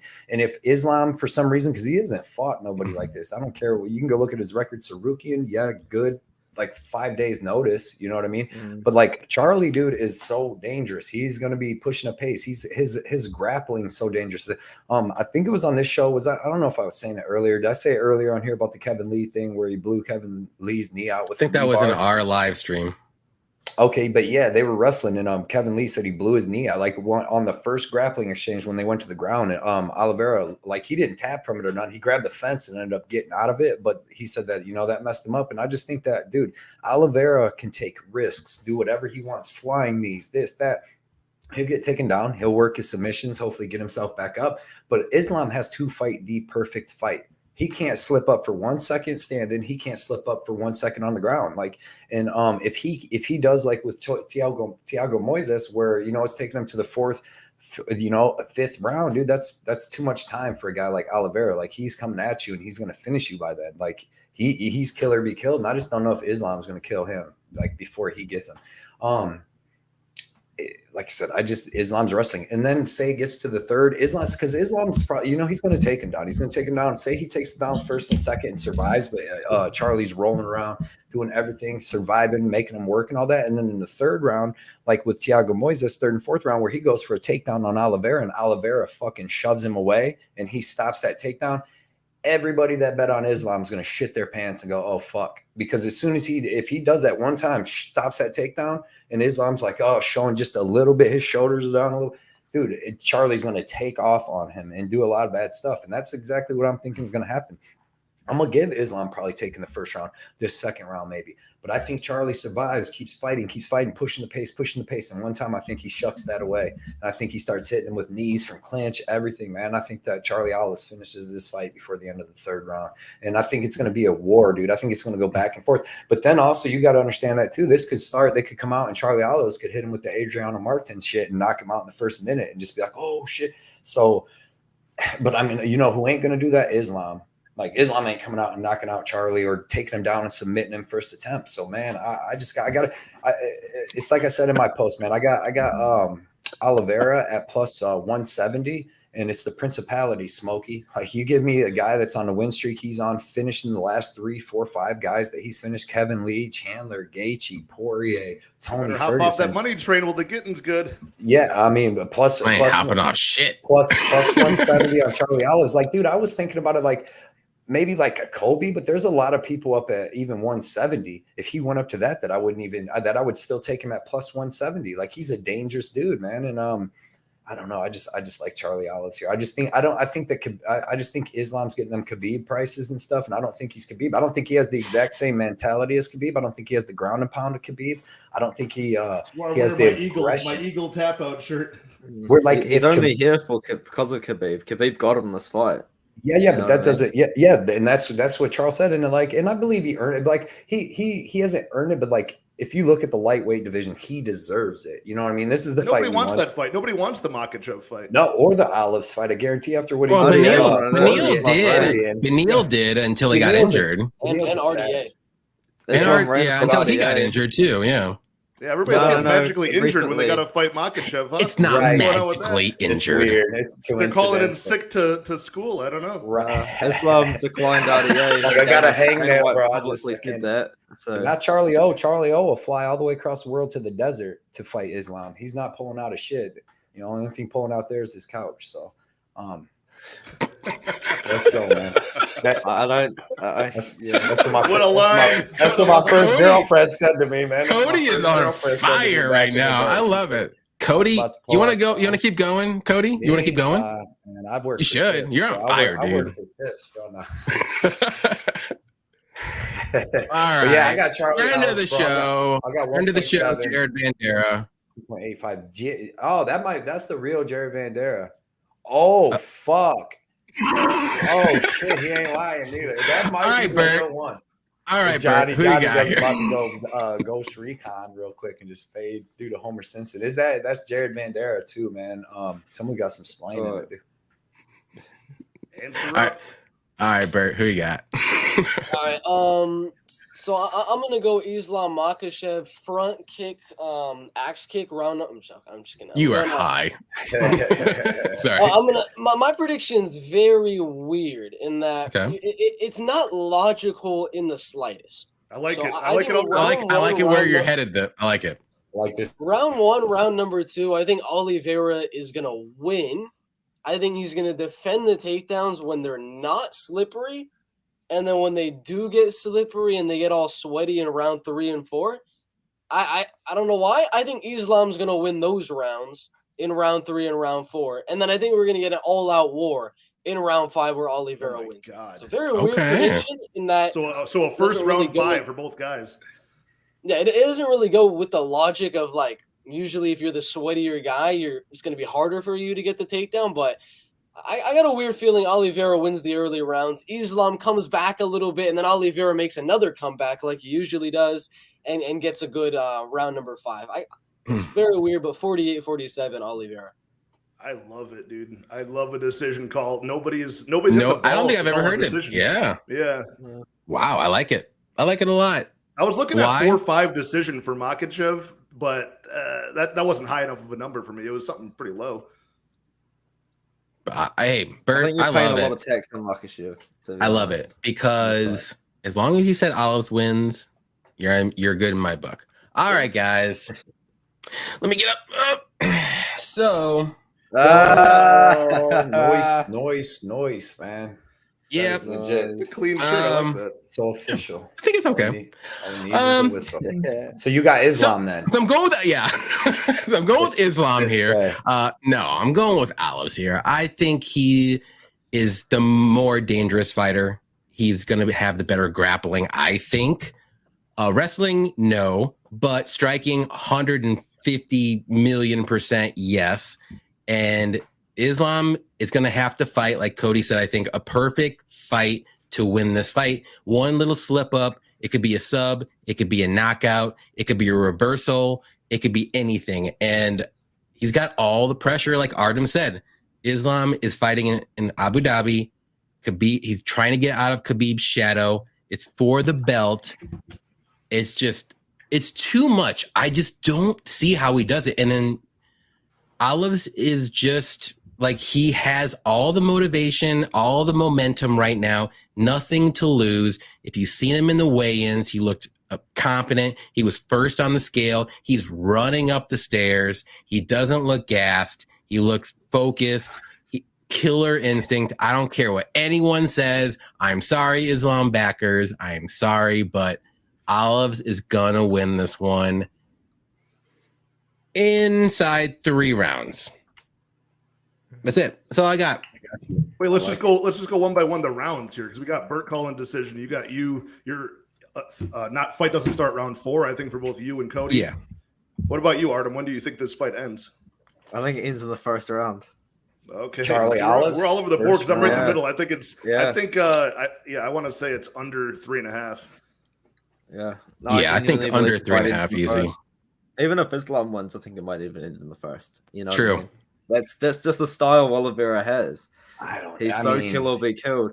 It's like when he fought Justin Gaethje, he sprinted into the middle of the octagon and was immediately throwing hands within about 10 seconds of the fight starting. That's just Oliveira's style, especially in the first round. It gets a little bit different after the first, but at the very, very start of the fight, that's just what I see happening. I think Oliveira's just going to sprint out into the middle of the octagon, and before Islam Makhachev has a chance to do anything, I think he's going to start throwing hands. I genuinely believe it's going to happen. So it's going to be so interesting to see. I think one weapon that I like from Oliveira, especially even when he's losing the fight on his back, are those elbows off of his back. He's got nasty elbows from the bottom position. I do. He's like not that sensitive either. No. He's slippery too. Like he will try to work his way, like get a reversal or get a submission attempt to get up or get a reversal. Like he's not going to stay there and just play games, like or just stay there and just be content being there. Like he's gonna move. He's always active on his back. It's just I don't think Islam's like ever seen anybody like that. You know what I mean? Like I don't know. Islam's going to have to shoot within the first 20 seconds, no matter what. Yeah, because that's I think he's going to. He's going to panic. Oliveira's going to come forward. I don't think there's no feeling out, and Islam's going to have to panic. Maybe not panic shoot, but he's going to have to hit them body lock takedown so he don't go into that guillotine. But if he gets popped one good time, boom, and he's going to panic take a wild shoot. He's getting. That's part of why I like Makhachev, though, is he's got that awesome wrestling when it can really bail people out of harm's way. You see a lot of really good wrestlers like that. When they get hurt, they can really just change the fight and start winning the fight after they've been clocked on the chin. Now you're winning the fight. You're on top, you know? So I just see a lot of minute winning ability from Makhachev here. It scares me from Oliveira. But that plus 170, this should be a pick 'em fight, dude. It should be. Like, I just don't think the fight goes the distance, and I think you've got to go with the guy that I think has more ways to finish the fight.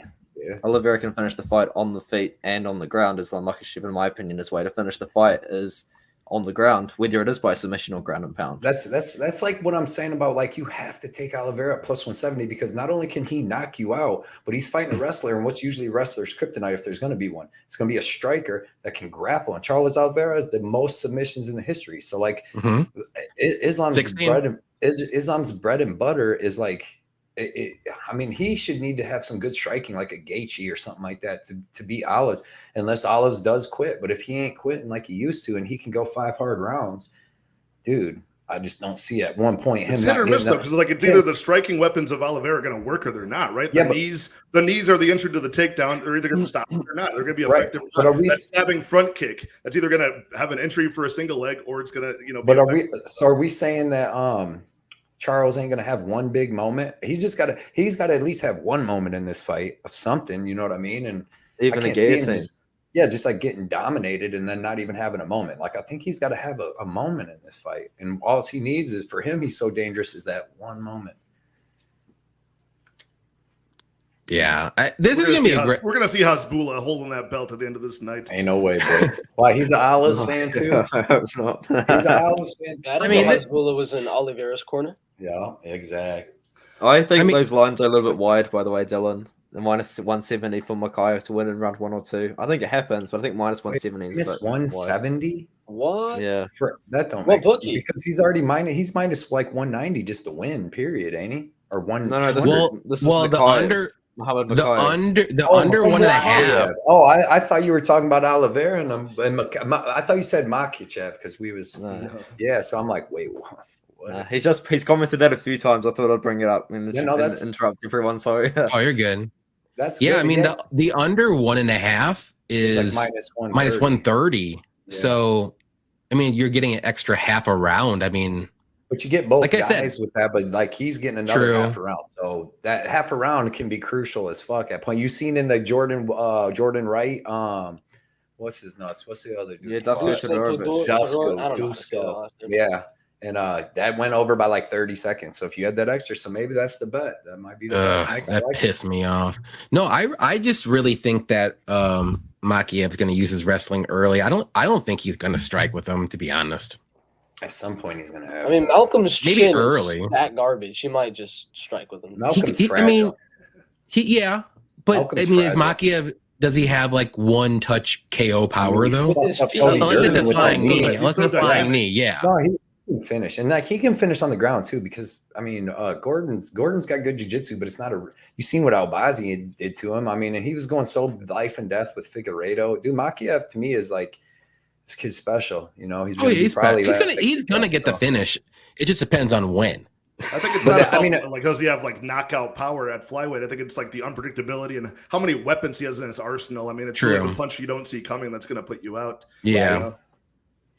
Man, dude, I can't wait. Can you guys believe this shit? It's 11 and a half hours away. I'm starting to get excited. I told you, Johnny, before this started. I wasn't quite excited yet. Like, I have to wait. Like, once the first walkout happens, then I'm like, oh, it's going to be hard to go to sleep tonight. It's fucking Christmas morning. People like us, this is 8-year-old kid hoping to get that fucking bike or whatever. You know what I mean? Christmas morning, man. Exactly, dude. But all right, guys, we are done with our picks and predictions and bets. Does anybody want to say anything? We'll go down the line here. You could promote yourself, do what you want to do here. Cody, go ahead, start it off. Yeah, man, I just want to say appreciate Artem, Bert, Patrick, you, Johnny, everybody coming on doing the show tonight. All the people in the chat. It's made this one of the funnest shows I've ever done. I mean, almost 3 hours flew by. I guarantee you run this tape back after the fights are over, you're gonna have a lot of winners on here because it's just everybody gave out that good information, man. So yeah, appreciate everybody that came out in the chat. Well, we have 170 people at one point. That's crazy. Yeah, I think that's the highest I've seen on there. Yeah. Yeah. So excellent show. We're gonna definitely do more of these. Maybe we'll try to do some on like big fight night cards or something, not just pay-per-views. But we'll see. We've all been coming up with a lot more new shows lately. So I'm sure we're all going to do some stuff together. And if anybody ever wants to do anything together, let me know. Check me out for my breakdowns that come out on Sunday. We do our live show on Wednesday. I do my official bets on Thursday. And now I've been doing this after the weigh-in show, like Worth the Wait show on Friday. So check me out for that. That's a live show where that's a fun one. We'll bullshit, have some fun and talk. For sure. Everybody, man. All you guys for making this awesome. Yep. Patrick, go ahead. Yeah, my name is Patrick for all the new viewers. I also go by Addicted to Combat on YouTube. You can find me there. Give me a subscribe. It's going to be a lot of fun watching this pay-per-view and to be surrounded by 4 other great cappers. I mean, you guys are all great. Artem and Bert, it's very nice to meet you guys on stream for the first time. You guys are very smart. And I look up to your guys' consistency. You know, I only started doing this YouTubing thing this year, but I'm going to go for a long time. So give me a subscribe at Addicted to Combat. Let's talk fights. 100%. Bert, you're up, man. Yeah, it's a solid stream. We went on for, what was it, 3 hours or so? Almost, yeah. My longest fight companion type of stream, but it was a good one. Nice. But yeah, Instagram, Bert, I think it's Bert_MMA or something. DM me stupid stuff if you want. It don't matter. Go for it. Check it out for sure. Check it out. Yeah, definitely subscribe to Bert. Do all that good stuff. And Artem, go ahead. Yeah. So GG Supreme just said in the comments that he wants a quick recap. So I'm just going to quickly run through all of our picks if that's okay. Because go ahead. 100. Sure. Let's do it. So everyone picked Lena Landsberg. Everyone picked Muhammad Makhachev. I believe everyone picked. Wait, no, we all picked Rosa. No. Oh, everyone picked Carol Rosa. Yeah. Oh, we all didn't pick. That would have been a hot take. That shit would have been very hot take. Yeah. So everyone picked Carol Rosa. Everyone picked Muhammad Makhachev. Everyone picked Armen Petrosian. I think we're split on the Nurmagomedov Omagadzhiev fight. I think it was 3-2. 3-2. Ozdemir. I'm on Ozdemir. And so we're 4-1 on the Krylov Ozdemir fight. And Everyone picked Barelho. I believe we're a Let's go, split Ty. on the Muhammad Brady fight as well. Let's go, Brady. 3-2? And I think 3-2. I think we were 3-2 on that one. We were Also- 4-1 on the Manon Fiorot Chukagian one. Yeah, I'm the one. Oh, Johnny's the one on Chukagian. We're all on Fiorot. And I think were we 4-1 on the Dariush Gamrot fight, or was everyone picking Gamrot? I got picked game route. Dariush. I picked Yeah, Dariush, Dariush. man. Benny Yeah, and the Bert's Jets. 3-2. got a bet on Me and Dariush. Okay, so we're 3-2. 3-2 I on bet Dariush Dariush, but I Gamrot. predicted Gamrot. Yeah, the same here. Or wait, what? You say you picked Dariush or Gamrot, Bert? No, I bet Dariush. I picked Gamrot for the value. Okay. He sees the value side of the Dariush. Gotcha. I got you. I got you. So 4-1 picks and then 3-2 bets, but I don't have a bet on it. And I think everyone picked Piotr Jan in that next one. And Okay. then were we split on the Sterling Dillashaw? I think we're 4-1 on that. Am I correct? I was I Dillashaw. got a bet on Dillashaw. I think Who we're picked 3-2. I picked Johnny. Sterling. Sterling. Oh, Johnny, odd man out again. Okay. And then we're 4-1 on the Oliveira Makhachev. We're What four about of us picked Chike? Olives and one picked Makhachev. Let's I go, thought I'd do that one Makachev, for baby. Juju Supreme. Don't do it. I Don't see do it, Juju Patrick. Supreme Don't in be that guy. my comment Don't be that section, guy, so I Patrick. thought I'd better do that. I'm And, picking yeah, just Makachev, as but always- no bet on that fight. Just as a disclaimer out there. Oh no, if you're picking Makachev, bro, it's all right. Like, that's a good pick. A lot of people. Yeah, pick I don't mind. I don't blame anybody for Terrible. picking Islam. But I'm It's going to be a saying, great of course, fight. that- Very close. Everybody that's got that bet on that plus money on Oliveira, I think that's a very good bet. Thank you, Patrick. I appreciate that it. you I hope you changed come your pick. back. I hope you come back and tell me how great it was when he wins. Azbula says, "Hi, Dad. Hello, son." Yeah, you guys got the After I same cash head. big tomorrow, I'm taking a trip to Dagestan. One-way ticket, son. You and me. When Charlie Olives, You're never I'm coming com- back. when Charlie Olives wins, I'm heading to Dubai, baby. I'll be out That's there. right. But we'll go out on some jet skis and all that. Shoot some Oh, guns yeah. too. BC Dave, my Oliveira can boy. pay for that. Charlie Olives, yo, definitely. Yeah, no. All right, Yeah, Adam, sure, go ahead. guys. Channel, though. Yeah, it's on my channel though. My YouTube channel is Artem MMA Analysis, and I make videos on pretty much every fight card, UFC, Bellator. My specialty definitely is Dana White's Contender Series, though. I love Dana White's Contender Series. In my opinion, I think I love Dana White's Contender Series the most out of anyone on YouTube. And yeah, that's kind of neat. That's just my channel. I do a little bit of work for We Want Picks. I haven't in a while, but I've got a show on We Want Picks officially, so you'll see that coming up next week. So. Nice. It's just another Nice. YouTube channel I guess I could plug that I do work for. So yeah, Nice. thanks for having me on, team. That was good. Nice. Well, I'm JohnnyKpicks. Thank you for tuning in. Make sure you subscribe to we get all Bert? these gentlemen. Oh, Bert. My bad. Bert, go ahead. No, I Bert, don't got Bert. anything. Bird already went. Oh. He shouted out his Instagram. Patrick, Shout out I was to just Bert's looking at the Instagram. camera. Patrick, you're messing me up, man. Johnny was getting No, you're good. You're good. Yeah, subscribe to all these gentlemen. They're great. I'm JohnnyKpicks. You can subscribe to me too. It's fine. Thank you for showing up. Thank you for participating in chat. Thank you for participating in the giveaways. Hope this is going to be a great card. I'm sure it's going to be. Hope Oliveira wins. If he doesn't, that's okay. I'm not going to cry too hard. And yeah, this was a great live stream, and 113 people are still here. I'm shocked. And this is the Appreciate biggest you. one that we've had. Appreciate everybody.